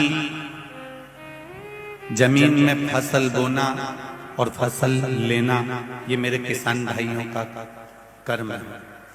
ये इनको केवल किसान नहीं कहते, इनको मेरे शंकर भगवान ने अन्नदाता बनाकर भेजा है मृत्यु लोक। ये केवल किसान नहीं है,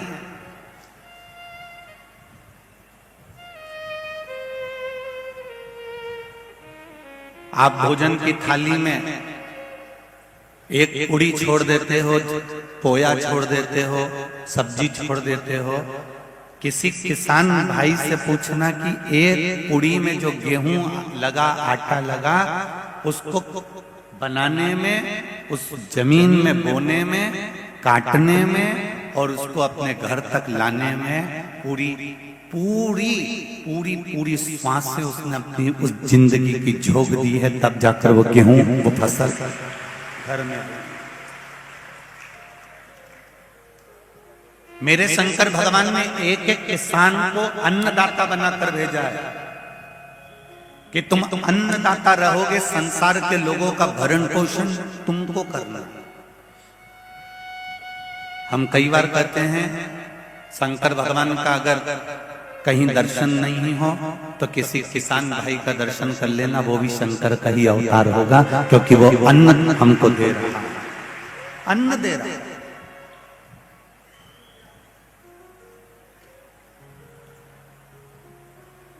कितनी मेहनत करता है, परिश्रम की उम्र है, किसान आराम नहीं करता।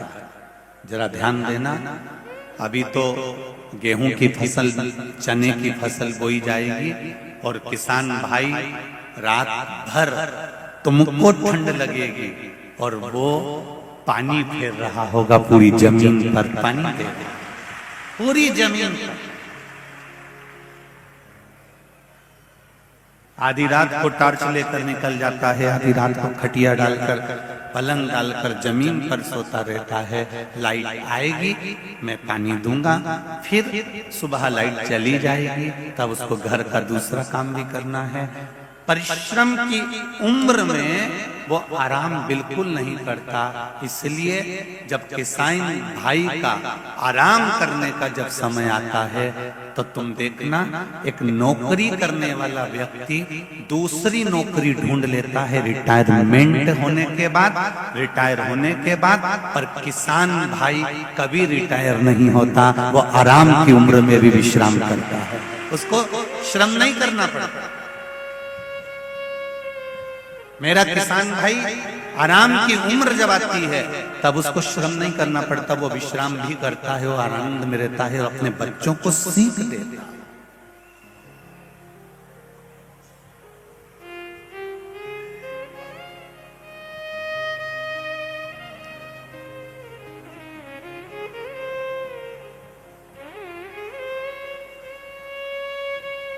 ये किसान को एक बार हमने कहीं कथा में कह दिया था कि किसान को भी शिव का ही रूप मानना चाहिए, तो कई लोगों ने उसके लिए भी कहा आपने किसान को शंकर का रूप बता दिया, ऐसा क्यों?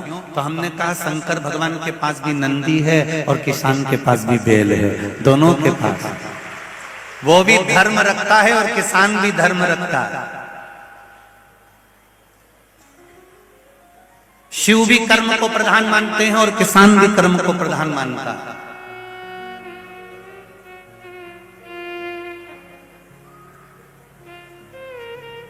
शंकर भगवान भी फसल लेते हैं और किसान भी फसल लेता है। किसी ने पूछा शंकर भगवान फसल लेते हैं? हाँ। क्या फसल लेते? भगवान शिव भक्ति की फसल धारण करते हैं। ये शिव महापुराण की कथा है क्या? ये शंकर जी की कथा क्या है? ये भक्ति की खेती कर रहे हैं। जितने लोग आस्था चैनल के माध्यम से, फेसबुक यूट्यूब के माध्यम से और इस पावन भीकन गांव की इस पावन प्रांगण में लाखों की संख्या में आप लोग आए हुए हो, ये शिव पुराण क्या देती है? तो कहा जितने भी भक्त शंकर की कथा को सुनते हैं, शिव की ये कथा भगवान शंकर छोटे से एक बीज के रूप में उसके हृदय में विराजमान हो जाते हैं और एक न एक दिन वो बीज अंकुरित हो ही जाता है।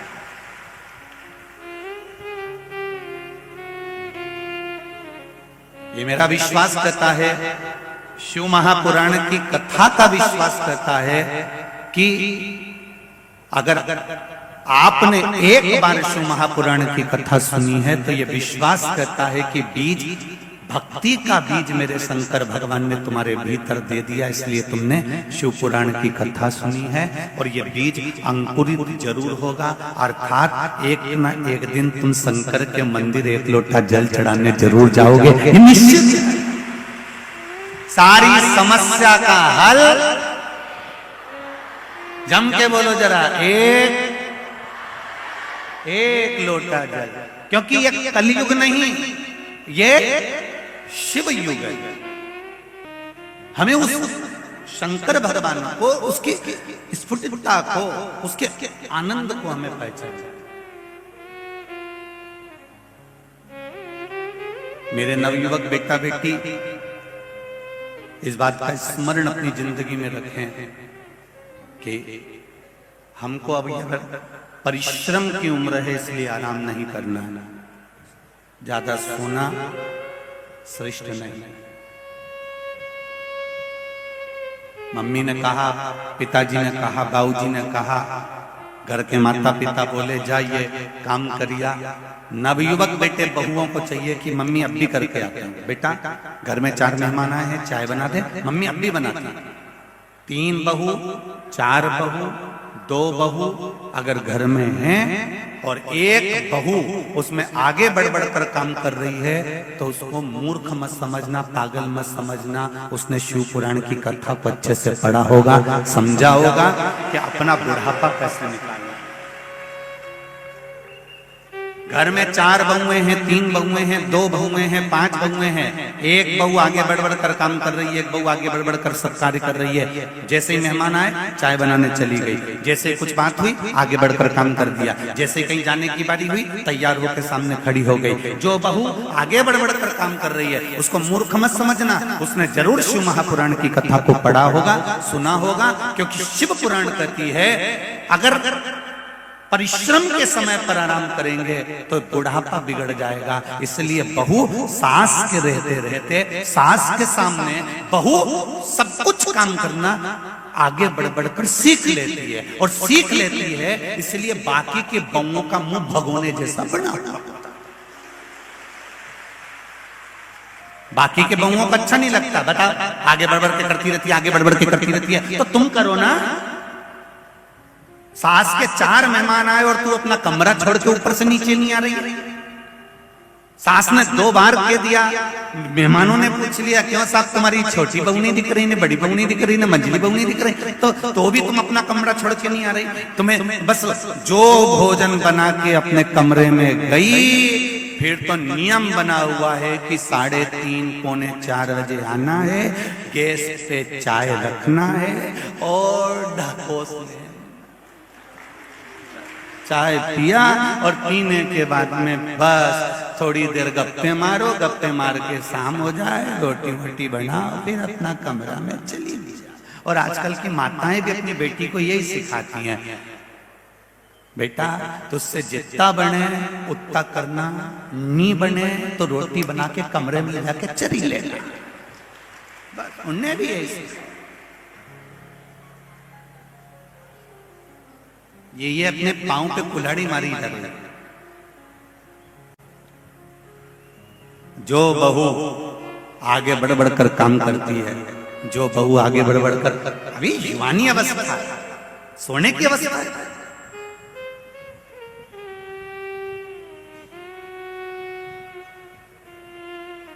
55-60 के लगभग में तुम आओ ना, तो फिर दिन में 2-1 घंटे की नींद लेना भले चालू कर लो मंडल। और कहीं की बहू अगर 55-60 के पहले की हो और वो सो रही हो, तो तुम भी पूरे मोहल्ले में कह देना हमारी 60 साल की हो गई बहू, 60 की हो गई इसलिए दिन में इसको सोने को चाहिए। तो सांस आगे बढ़ बढ़ के काम कर रही है तुम, तो कहना ओल्ड इज गोल्ड। तो क्या दिक्कत है, ये तो अभी कोई बुढ़ापा थोड़ी ना आया है। बुजुर्ग माताओं को देखो दिवाली पे कितना काम करे, कितना बुढ़ी बुढ़ी माताएं तो दिवाली पे इतना काम में लगी रहती, इतना काम में लगी रहती। और बहुओं को देखो तो करेगी थोड़ा सा भी, एक जरा सा मांडना लेके बैठी,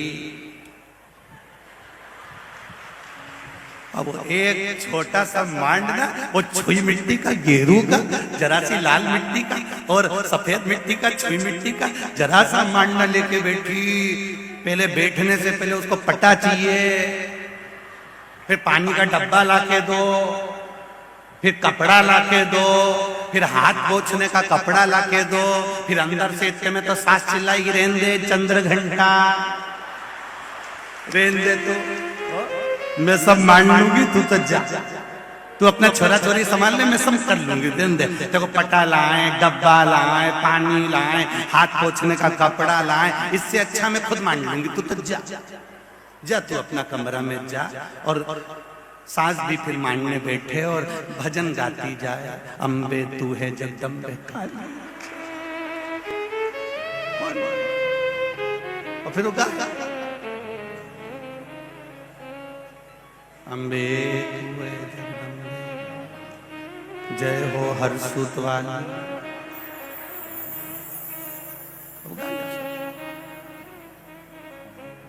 उसको नीचे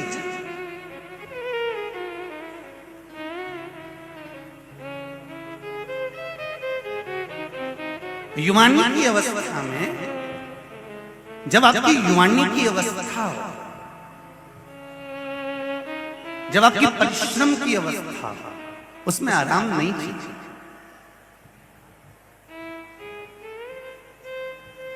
जिसने परिश्रम की अवस्था में आराम कर लिया, युवानी की अवस्था में खूब सोया, वो बाद में खूब रोया, खूब रोया। इसलिए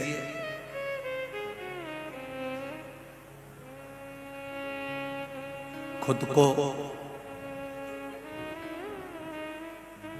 शंकर भगवान से जोड़ लो, खुद को भोले से जोड़ लो, बाकी का सब भोले पे छोड़ दो, फिर वो संभालेगा, वो जानेगा, उसको निभाएगा, अपने को कुछ नहीं करना।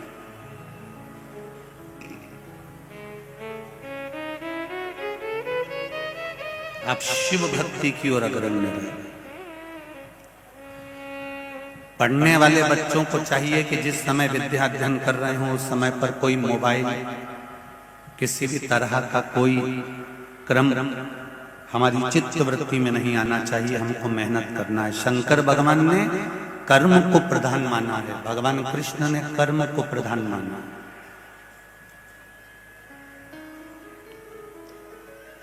कर्म करोगे फल मिलेगा जरूर। आज ये लाखों में लोग आए हुए हैं, टेंट कितना भी बड़ा लो उसके बाद भी लोग यहाँ वहाँ धूप में जमीन पर बैठे हुए हैं। जरा विचार करो, अगर ये अपना घर परिवार कुटुंब सब छोड़कर आज वैकुंठ चतुर्दशी के दिन अगर शिव की कथा में आए हैं तो वो वैकुंठ वाला भी तो इनके दरवाजे पर जाएगा, वैकुंठ वाला भी तो इनके द्वार पर पहुंचेगा। जब इनको जरूरत पड़ेगी और कहें कि मेरे भोलेनाथ मैंने आपकी कथा भीकन गांव के उस चढ़चढ़ाती हुई धूप में गर्मी में बैठकर सुनी थी, ना नीचे दरी ना ऊपर छाए थी, उसके बाद भी मैं धूप में बैठकर कथा सुनता रहा और वैकुंठ चतुर्दशी की सुनी। और वो सियोर वाला महाराज इतना चिल्ला चिल्ला के बोला कि वैकुंठ चतुर्दशी की कथा सुनने वाले को जो लाभ मिलता है वो दुनिया में किसी को नहीं मिल पाता। तो जब मेरी गति, जब मुझे दुख आए, जब मुझे कष्ट आए, जब मेरे जीवन में थोड़ी तकलीफ आए, उस समय पर मैं तुम्हारी कथा में वैकुंठ चतुर्दशी के दिन गया था तो वो वैकुंठ का नाथ भी मेरे दरवाजे पर होना चाहिए। तो निश्चित था। और सीधी बात है, तेरे मंदिर में आना मेरा काम है और मेरी बिगड़ी बनाना तेरा काम है। तेरी चौखट पर मैं आ गया, उसके बाद में दर्शन दिखाना तेरा। ये उसके ऊपर, ये उसकी मर्जी। थोड़ा सा दूध के अंदर मक्खन होता है, पर उस दूध को थोड़ा सा बिलोना पड़ता है, तब जाकर मक्खन निकलता है। तो वो निकलेगा जरूर, ये निश्चित है।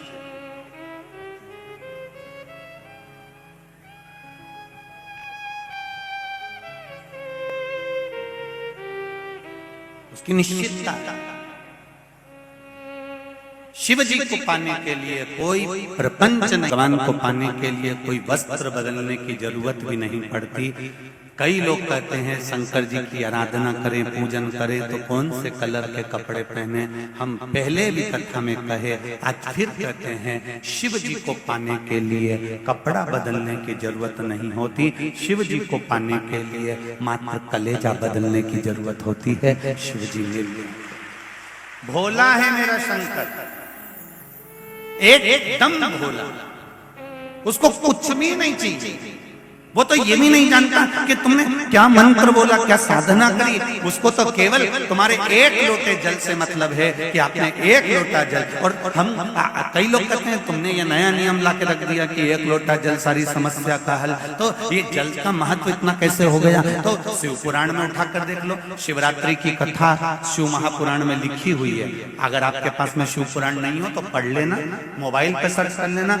शिवरात्रि की कथा शिव पुराण में लिखी है। उसमें लिखा है, एक भील अपने बच्चों के पेट भरने के लिए वन में एक पेड़ के ऊपर चढ़ जाता है। पेड़ पर चढ़कर बैठा, साथ में पानी ले जाता है। रात भर बैठूंगा, किसी हिरण को मारूंगा, मारकर बच्चों के लिए भोजन लेकर जाऊंगा। रात भर पेड़ पर चढ़ा हुआ था, उसको नहीं मालूम कि नीचे शिवलिंग है और ये पेड़ बेलपत्री का है। वो तो चढ़कर बैठ गया। रात भर हिरण को ताकता है, पेड़ हिलता है। हिलते से ही पानी की जो छाजल थी, छाजल जानते हो, बोतल नहीं, पहले पुरातन समय में कपड़े की, अच्छे कपड़े की बनी हुई थी थैली, उसमें मुंह बना होता छाजल। छाजल टंगी है, ये हिलता है, छाजल हिलती है, उसमें से एक बूंद पानी नीचे टपकता है। पेड़ की पत्तियां गिरती हैं, नीचे शिवलिंग पर जाती है। शिवलिंग पर पूरी रात पानी टपकता रहा, बेलपत्र गिरती रही। सुबह ब्रह्म मुहूर्त में मेरे शंकर भगवान प्रकट हो गए। तूने मेरी रात भर सेवा की, रात भर सेवा की। तूने मेरी रात भर सेवा करी, मांग तुझे क्या चाहिए। इतने में वो भील कहता है मैंने सेवा नहीं करी, मैं तो हिरण को मारने के लिए आया था, मुझे नहीं मालूम कि तू हिरण मारने आया है कि मुझे जल चढ़ाने आया। पूरी रात मेरे ऊपर बूंद बूंद जल टपकता रहा, इसलिए मैं प्रसन्न हो गया। शिव जी ने जब भील से कहा तो भील ने हाथ जोड़कर कहा, यदि आप एक बूंद जल से मेरे ऊपर कृपा कर सकते हो, मैं मांसाहार करने वाला, गलत काम करने वाला, हिरण को मारने वाला, मृगा करने वाले व्यक्ति पर यदि आप कृपा कर सकते हो, तो भील कहता है हे भोलेनाथ ऐसी कृपा जरूर करना, जो एक लोटा जल आपके मंदिर में आकर चढ़ाए उसका भंडार जिंदगी में भर दे। ये वो भील ने मांगा आपके हित के लिए।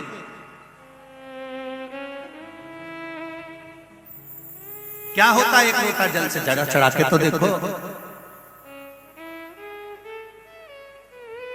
ये लिखा एक लोटा जल।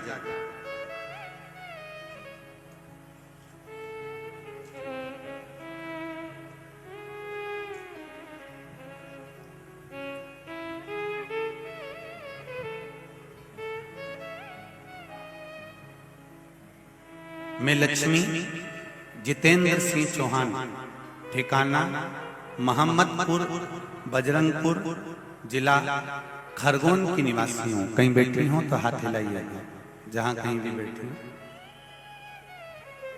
आप ही। मैं लक्ष्मी जितेंद्र सिंह चौहान, ठिकाना मोहम्मदपुर, बजरंगपुर, जिला खरगोन की निवासी हूँ। शिव की कृपा से मैं क्या बखान करूं गुरुजी, समझ नहीं आता। मेरे विवाह को 18 वर्ष पूर्ण हो गए थे। ऐसा कोई डॉक्टर नहीं बचा था। इंदौर, भोपाल, बड़ौदा सब दूर डॉक्टरों को दिखाया, पर हमारे यहाँ संतान नहीं हुई। 18 साल संतान नहीं हुई, सारे डॉक्टरों का इलाज करवा लिया। खरगोन में आपकी शिव महापुराण की कथा हुई, और उस कथा के दौरान मैंने नियम बनाया कि 7 दिन शिव पुराण की कथा सुनती हूँ, और गुरुजी कहते हैं कि 3 महीने में बाबा झोली भर देता है, जो मांगा वो देता है। अगर 18 साल से संतान नहीं हुई, सारे डॉक्टर हार गए, टेस्ट भी करवाया, वो भी सफल नहीं हुआ, तो मैं कथा में जाकर बैठ गई। शिव पुराण की कथा मैंने खरगोन की सुनी, और आपने सफेद आंकड़े की जड़ का उपाय बताया, वो मैंने उन्हीं दिनों में कर लिया। करने के बाद बाबा की कृपा ऐसी हुई, जो 18 साल से सारे डॉक्टरों का इलाज कराकर थक गए थे तो संतान नहीं हुई, और बाबा की कृपा से खरगोन में डॉक्टर की कृपा ऐसी, बाबा की कृपा हो गई भोलेनाथ जी की, कि मेरे गर्भ ठहर गया, और 18 साल के बाद मुझे संतान हुई, जिसका मैं फोटो लगा रही हूं। बच्चे का फोटो भी लगाया। 18 वर्ष के बाद खरगोन की कथा श्रवण करी पंडाल में बैठकर, और बाबा ने क्या दिया वो मैं क्या बखान करूं, आप सब इस पत्र के माध्यम से देख सकते। शिव कृपा, शिव की उदार। बैठिए, श्री शिवाय नमस्कार। शिव कृपा किसको, आप दिल से सुनो, दिल से। पेट्रोल में पैसा खर्च कर आए हो, डीजल में पैसा खर्च कर आए हो, समय निकाल कर अपना घर छोड़कर आए हो। 2 बजे से 5 बजे तक कथा चलती है। 5 बजे जब आरती हो, अक्षतम कैश्वम हो, कर्पूर गौरम हो, तब भूमि को प्रणाम कर कर तब उठ कर जाओ, और उससे कह कर जाओ कि तेरे भरोसे पर कथा सुनी है, मैंने सुना है, तो खाली नहीं छोड़ता, विश्वास लेकर आई हूँ। अगली कथा में मैं भी मेरा पत्र भेजूं, जो यहाँ भर भर कर लोगों ने पहुंचाए हैं। ऐसी कृपा मुझ पर, ऐसी करुणा मुझ पर, कोई सहजता नहीं है।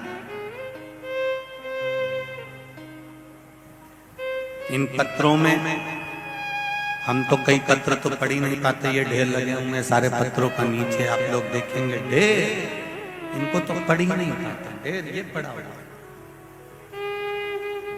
थोड़ा बहुत पढ़े, जो हाथ में आ गया पढ़े।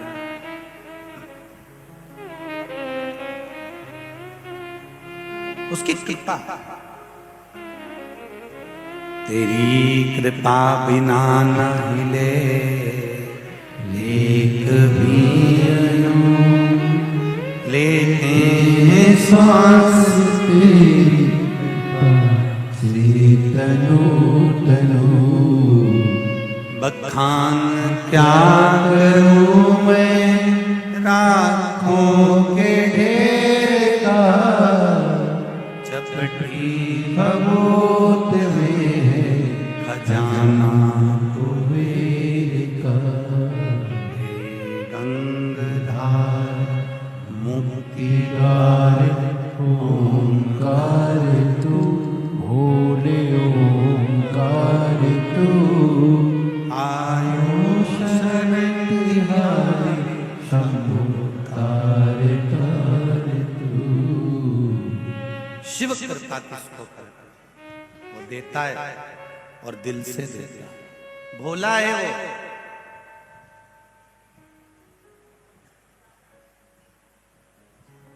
आपके भीतर भोलापन, नम्रता, प्रेम लेकर आ जाइए, शिव आपका साथ देना चालू कर देगा। पक्षी को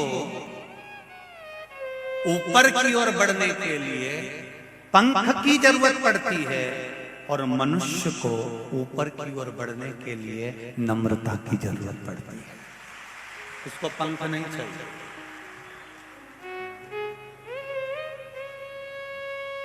आप दिल से नम्र बन जाइए। किसने क्या कहा, किसने क्या बोला, किसने कितनी गाली दी, किसने कितनी उंगली उठाई, अपने को उससे मतलब इस दिल से नम्र बनो। आप पक्षी पंख से ऊपर बढ़ता है, आप अपनी नम्रता से ऊपर बढ़ते चले जाइए। बढ़ो।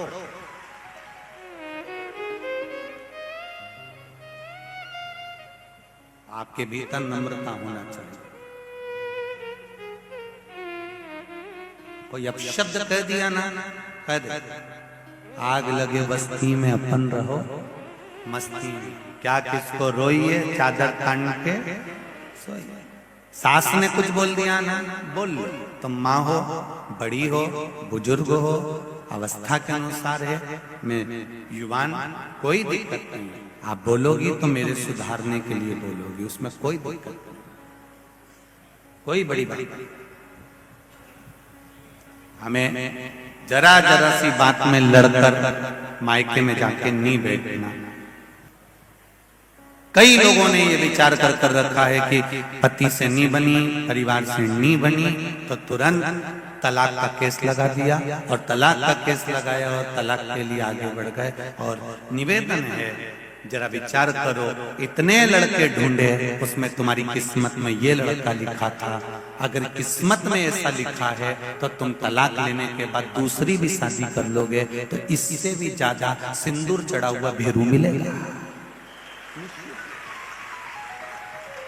उसमें कोई बड़ी तुम्हें अभी जैसा मिला है ना, अभी बटुक भेरू है, आगे काल भेरू मिलेगा। आप उसको समझो, जरा विचार करिए। आप अपनी चित्तवृत्ति में, अपने मन में उस विचार को लेकर आइए। विचारों में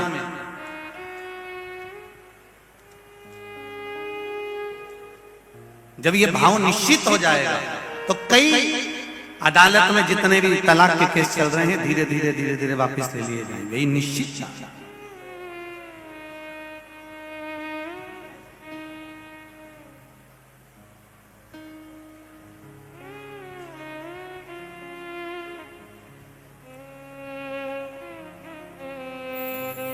आप कितना भी दुख है जीवन में है, ऐसा कोई माता के गर्भ से नहीं जन्मा जिसके जीवन में दुख नहीं है। कोई लिख दे कि पृथ्वी पर जन्म लेने के बाद जिसकी किस्मत में दुख नहीं होगा। मीराबाई भगवान कृष्ण की इतनी बड़ी उपासक थी, बोलो दुख था कि नहीं था? जम के तो बोलो वो चीज था ना। जहर का प्याला आ गया, सांप का पिटारा आ गया, शेर के सामने ले जाके डाल दिया, कितना कितना कितना दुख दिया, पर विश्वास पक्का था। नामदेव जी का कितना अपमान हुआ, मंदिर के पीछे ले जाकर पटक दिया, तो भी भगवान पर विश्वास था। संत तुकाराम कितना दुख, पत्नी अपशब्द पर अपशब्द कर रही है, ताने पर ताने दे रही है, तो भी भगवान पर विश्वास था। रामकृष्ण परमहंस, स्वामी विवेकानंद, चैतन्य महाप्रभु, श्रीमद वल्लभाचार्य जी, श्री रामानुजाचार्य जी, श्री निम्बाकाचार्य जी, ये जितने भी हमारे जगत गुरु शंकराचार्य जी, ये जितने राष्ट्र के संत, साधु, सन्यासी, तपस्वी, साधक, इनका चरित्र यदि हम पढ़े, हम अध्ययन करें, हमारी चित्त वृत्ति में उतारें, तो हमको मालूम पड़ेगा कि जीवन कितना संघर्ष से निकलता है, कितना संघर्ष से। अभी तो आप लोग हरिहर शिव महापुराण की कथा सुन रहे हो। रायपुर में जो 5 दिन शिव महापुराण की कथा होना है, रायपुर के पास में चंपारण है, जहां पर श्रीमद वल्लभाचार्य जी का प्रागट्य हुआ था। श्रीमद वल्लभाचार्य जी की बैठक जी है। वहीं चंपारण में चंपेश्वर महादेव है। रायपुर की जो 5 दिन की कथा रखी है वो चंपेश्वर महादेव के ऊपर रखी है, इसलिए उसका नाम चंपेश्वर शिव महापुराण की कथा रखी गई। जितने भी श्रोता भाई बहन आस्था चैनल पर सुन रहे हो, फेसबुक पर सुन रहे हो, या जहां बैठकर कथा सुन रहे हो, उनसे निवेदन है टीवी के सामने इस चंपेश्वर महादेव की कथा का लाभ अवश्य लेना। उससे हमें ज्ञात होगा कि चंपेश्वर महादेव का स्मरण कैसे करना चाहिए, क्यों चंपारण में चंपेश्वर महादेव आए, क्यों श्रीमद वल्लभाचार्य जी ने चंपारण में ही अवतार लिया, प्रागट्य हुआ, क्यों हम समझे।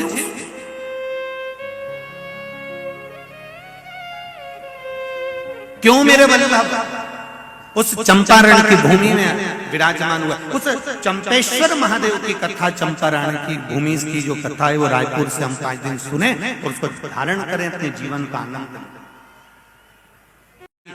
श्रीमद् भागवत कथा में उद्धव जी महाराज ने भगवान कृष्ण से कहा, कृष्ण तू ब्रज की गोपियों को छोड़कर क्यों मथुरा आ गया रे, क्यों आया, क्यों द्वारका आ गया रे। ब्रज की गोपियां साधारण नहीं हैं कृष्ण, ये गोपियां तेरे लिए जीती हैं, दिन रात तेरी भक्ति में डूबी रहती हैं, और तू द्वारका में पड़ा हुआ है। कृष्ण कहते हैं कि मैं द्वारका में जरूर रह रहा हूँ, और मेरे चित्त वृत्ति में वही गोपियां समाई हैं। उद्धव जी कहते हैं वो गोपियां नहीं, ब्रज की संत हैं, साधु हैं, सन्यासी हैं, तपस्वी हैं, साधक हैं, जो इतने इतने घंटों तक तेरी साधना में लगे। तब उद्धव जी ने कहा, तब उद्धव जी का एक शब्द आप लोगों ने भी सुना होगा,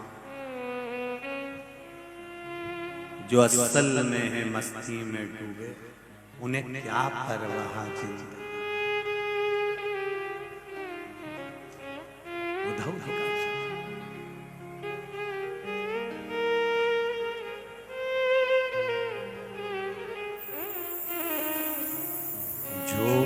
तरती है, चढ़ती है मस्ती, वो हकीकत में मस्ती, जो उतरती चढ़ती है मस्ती, वो हकीकत में मस्ती।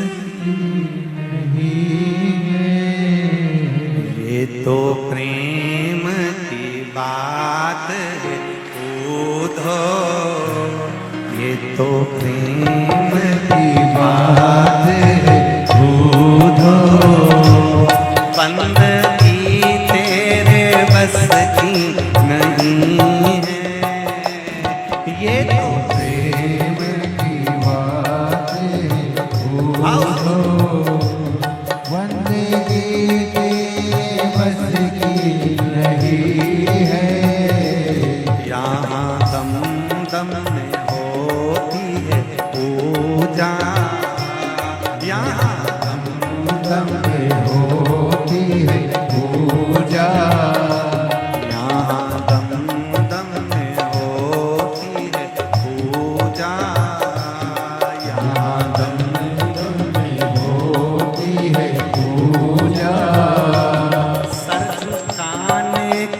फुर्सत नहीं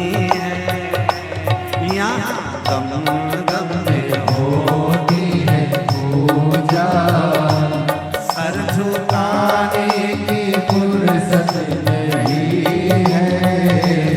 ये तो प्रेम की बात है उधो, ये तो प्रेम की बात है उधो, बंदगी तेरे बस की नहीं है, बंदगी तेरे बस की नहीं है।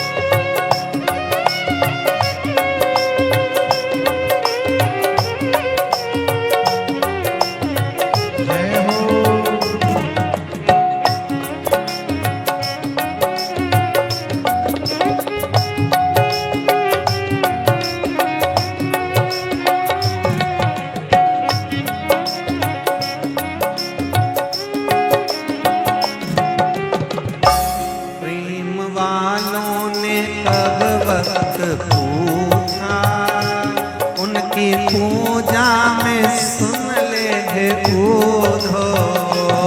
प्रेम वालों ने भगवत पूजा, उनकी पूजा में सुन ले उधो। ओ प्रेम वालों ने भगवत पूछा, उनकी पूजा में सुन ले हे उधो। प्रेम वालों ने भगवत पूजा, उनकी पूजा में सुन ले उधो। यहाँ दम दम में होती है पूजा, यहाँ दम दम में होती है पूजा। ओ सर झुकाने की फुर्सत नहीं है, ये तो प्रेम की बात है उधो। बंदगी तेरे बस की नहीं है।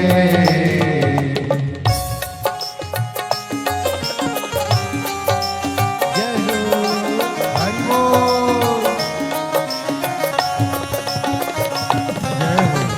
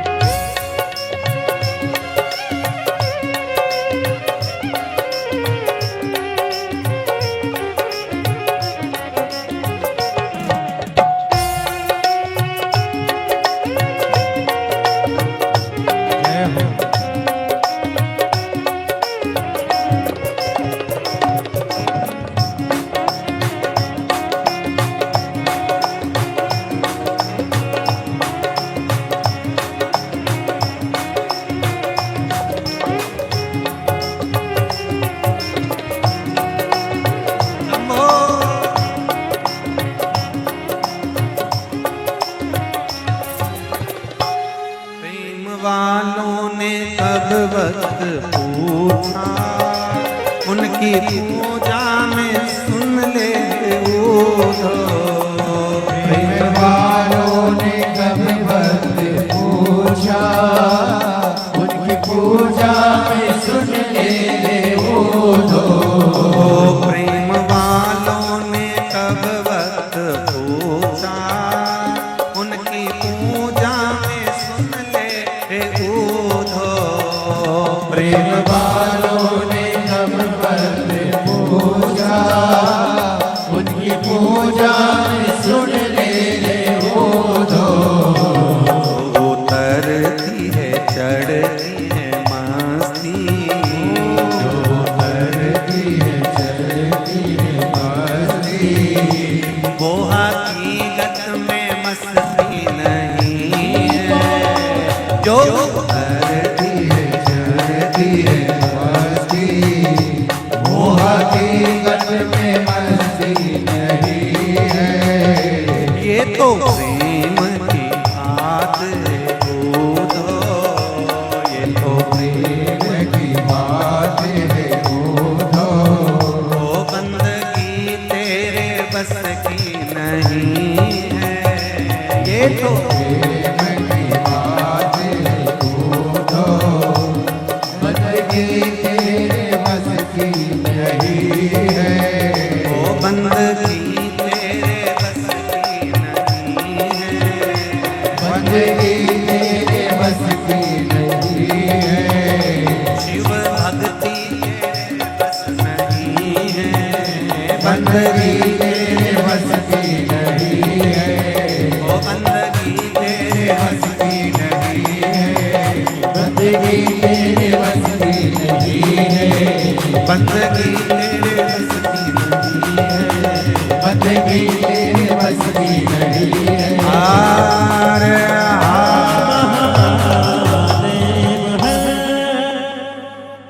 अपने स्थान पर बैठकर आज वैकुंठ चतुर्दशी का दिन दिल से बाबा देवाधिदेव महादेव से प्रार्थना करिए।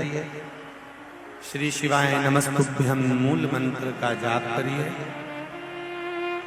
और भगवान शिव से विनती करो, बाबा आपकी कृपा, आपके चरणारविंद की भक्ति हमको अवश्य प्रदान करो। भाव से श्री शिवाय नमस्तुभ्यं। श्री शिवाय नमस्तुभ्यं।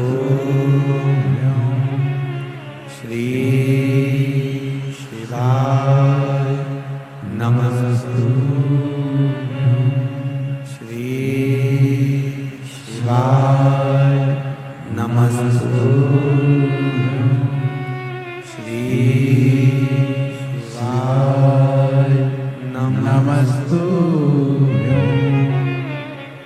भोला सब दुख काटो मारा, ओ भोला सब दुख काटो मारा। शिव शंकर जपूं तेरी माला, भोले बाबा जपूं तेरी माला। भोला सब दुख काटो मारा, ओ भोला सब दुख काटो मारा। वैश्य मंगल मंगलकारी, वैश्य मंगल मंगलकारी। शमशान वासी हमारा, शमशान वासी हमारा। ओ भोला सब दुख काटो मारा, ओ भोला सब दुख काटो मारा। भगवान शिव से निवेदन प्रार्थना अपनी चित्तवृत्ति अपना हृदय, अपना मन भगवान को देकर। आप जब अपना चित्त, अपनी वृत्ति, अपना मन भगवान को देकर रखोगे, ये निश्चित है वो श्रवण करेगा, देगा। अकाल मृत्यु भो मरे जो काम करे चंडाल, काल उसका क्या बिगाड़े जो भक्त हो महा। जो शिव की आराधना करने वाला होता है, शंकर की आराधना करने वाला होता है, उसके सम्मुख में अगर काल भी आकर खड़ा हो जाता है तो फिर वो शिव कहीं ना कहीं उसको बचाकर निकाल कर ले जाए।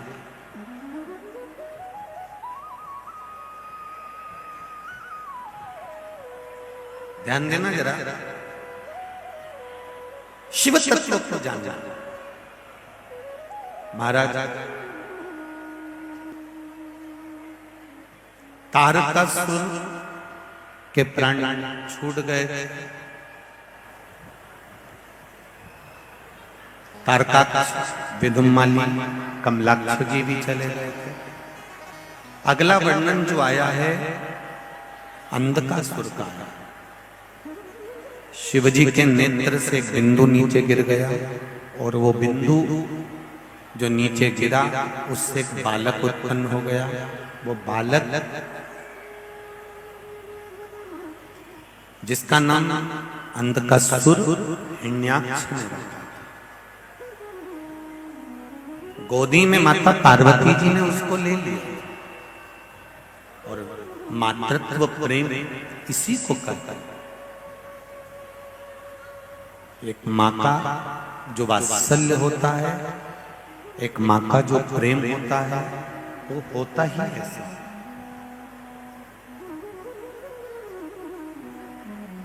एक माता का स्नेह।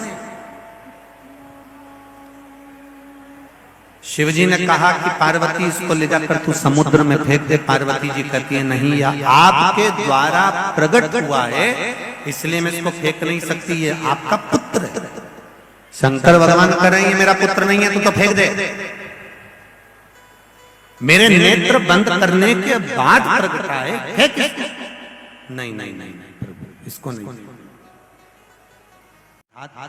बैकुंठ चतुर्दशी और पूर्णिमा आज क्या है? जम के बोलो, बैकुंठ चतुर्दशी। भगवान शिवजी ने कहा नारायण केवल इतना सा वर दीजिए, व्यक्ति हमेशा अपने कर्म के अनुसार स्वर्ग का भोग भोगता है, बैकुंठ का भोग भोगता है, पर बैकुंठ चतुर्दशी का दिन केवल ऐसा रहे, एक दिन बैकुंठ का दरवाजा पूर्ण तरह से खुला रहे, कैसा भी पापी से पापी जीव भी हो, शिव और नारायण का नाम लेकर बैकुंठ में प्रवेश कर जाए, ऐसा वर शिव। सबसे निवेदन है बड़े आनंद के साथ में अपने घर में बैकुंठ चतुर्दशी का स्मरण करो। लड्डू गोपाल पर तुलसी दल और भगवान शिव पर बेलपत्री चढ़ाओ। चढ़ाकर थोड़ी देर रखने के बाद में जब रात्रि का समय हो, अगर ज्यादा रात तक नहीं जग सको 10-11 बजे तक तो 9 बजे भी कर दोगे चल जाएगा। पर है इसमें निशा का वर्णन, मतलब 11 बजे के बाद ही चढ़ाया जाता है और मुहूर्त के पहले। वैसे तो रात्रि के समय चढ़ाया लगभग आधा घंटा पौन घंटा चढ़े रहने दो, उसके बाद में आपको बेलपत्री जो आपने चढ़ाई है, ठाकुर जी को तुलसी, भोलेनाथ जी को बेलपत्र, रात्रि को आधे घंटे के लिए हरिहर मिलन जब कराओ, एक घी का दिया लगा दीजिए, भगवान को विनती करो, श्रीमन नारायण का जाप करो, फिर श्री शिवाय नमस्तुभ्यम या ओम नमः शिवाय का जाप करो, या महामृत्युंजय का जाप करो, पंचाक्षर षडाक्षर मंत्र का जाप कर कर तुलसी दल उठाकर भगवान शिव को जब चढ़ाओ तब श्रीमन नारायण या ओम नमो भगवते वासुदेवाय राम नाम कृष्ण नाम का जाप कर कर शिव जी को समर्पित कर दो। शिव जी की बेलपत्र उठाकर श्री शिवाय नमस्तुभ्यम बोलकर या पंचाक्षर मंत्र ओम नमः शिवाय षडाक्षर मंत्र ओम नमः शिवाय बोलकर उस बेलपत्र को भगवान लड्डू गोपाल पर या शालिग्राम भगवान पर या भगवान विष्णु पर, जो भी आपके यहाँ, अगर किसी के यहाँ पर मूर्ति नहीं है तो चित्रपट पर भगवान विष्णु का चित्र हो, फोटो हो, कृष्ण का फोटो हो, राम का फोटो हो, शिव का फोटो हो। जरूरी नहीं कि आपके यहाँ अगर मूर्ति नहीं है तो आप मूर्ति खरीदने बाजार चले जाओ।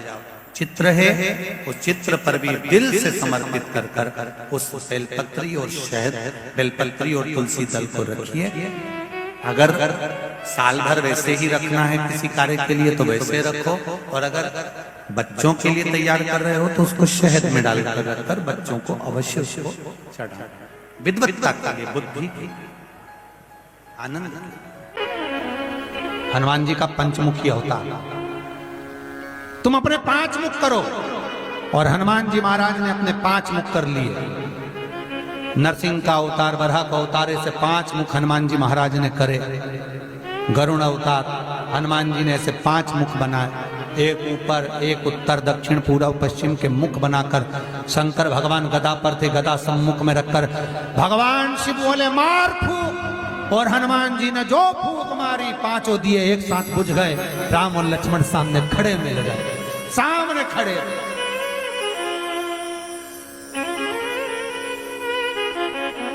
सम्मुख खड़े। हनुमान जी ने राम लक्ष्मण को प्रणाम कर कर भूतेश्वर से कहा, नाथ आप कहाँ रहेंगे, मैं आपको कहाँ छोड़ूं, क्योंकि मुझे राम लक्ष्मण को लेकर जाना है तो आपको तो छोड़ना पड़ेगा। भूतेश्वर नाथ कहते हैं, ये जल का जो पात्र भरा हुआ है, ये कलश भरा हुआ है, इस जल के पात्र में मुझे छोड़ दे। हनुमान जी महाराज जल के पात्र में जब छोड़े, जैसे ही छोड़े, जल के पात्र के अंदर भूतेश्वर विराजमान हुए तो भगवान हनुमान जी ने कहा, नाथ जैसे आज आपने मेरी लाज रखी, रक्षा करी और किसी को आने नहीं दिया, विनती स्वीकार करना, आपका जल पात्र भूतेश्वर के नाम से काली तिल से जहां रखा जाए उस गृह में कोई प्रवेश ना कर पाए। शिव जी ने वचन दे दिया, मेरी चंडियां, 64 योगनियां, डाकनी, पिशाचनी, चुड़ैल और भूत इस कलश के विराजमान होते ही सर्वस्व फैल जाते हैं, फिर अंदर कोई नहीं आ सकता, भीतर प्रवेश नहीं हो सकता।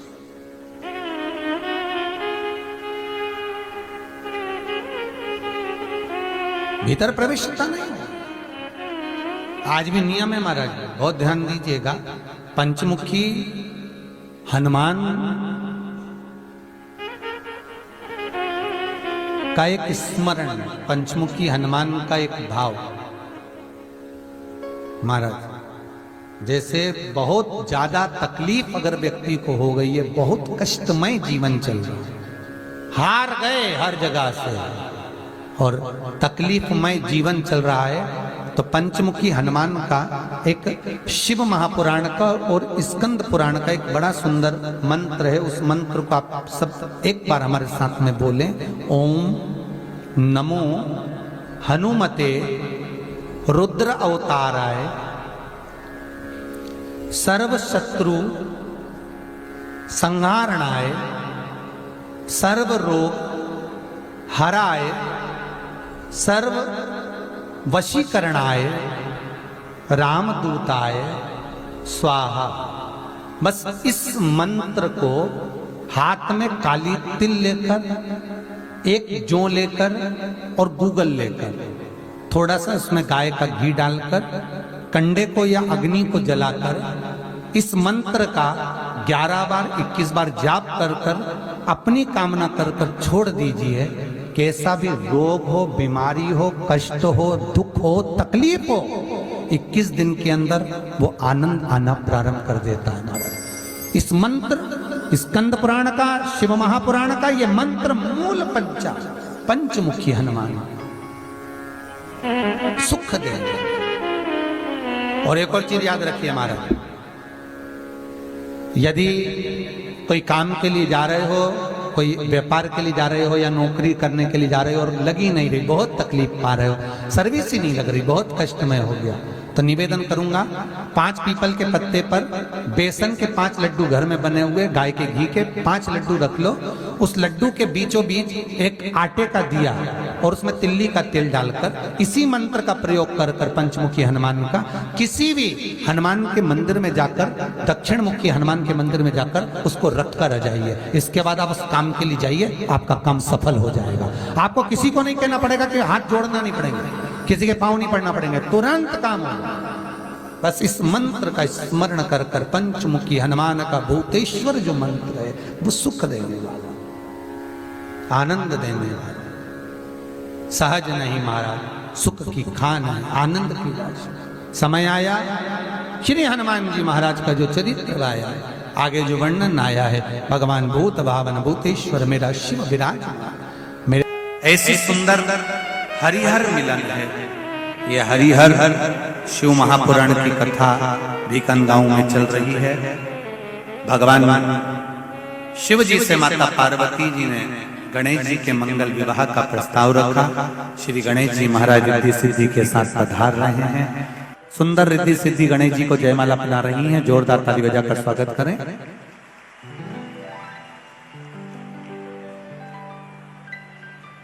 अब गणेश जी महाराज रिद्धि सिद्धि के गले में एक ही माला पहना रहे हैं। रिद्धि सिद्धि ने अपने गले की माला उतारकर वापिस श्री गणेश जी महाराज को पहनाई है। गणेश जी ने रिद्धि सिद्धि के कंधे पर अपना हस्त कमल रखा है, उनको बीच में लिया गया है। बड़े आनंद के साथ बोल गणेश जी महाराज की हर हर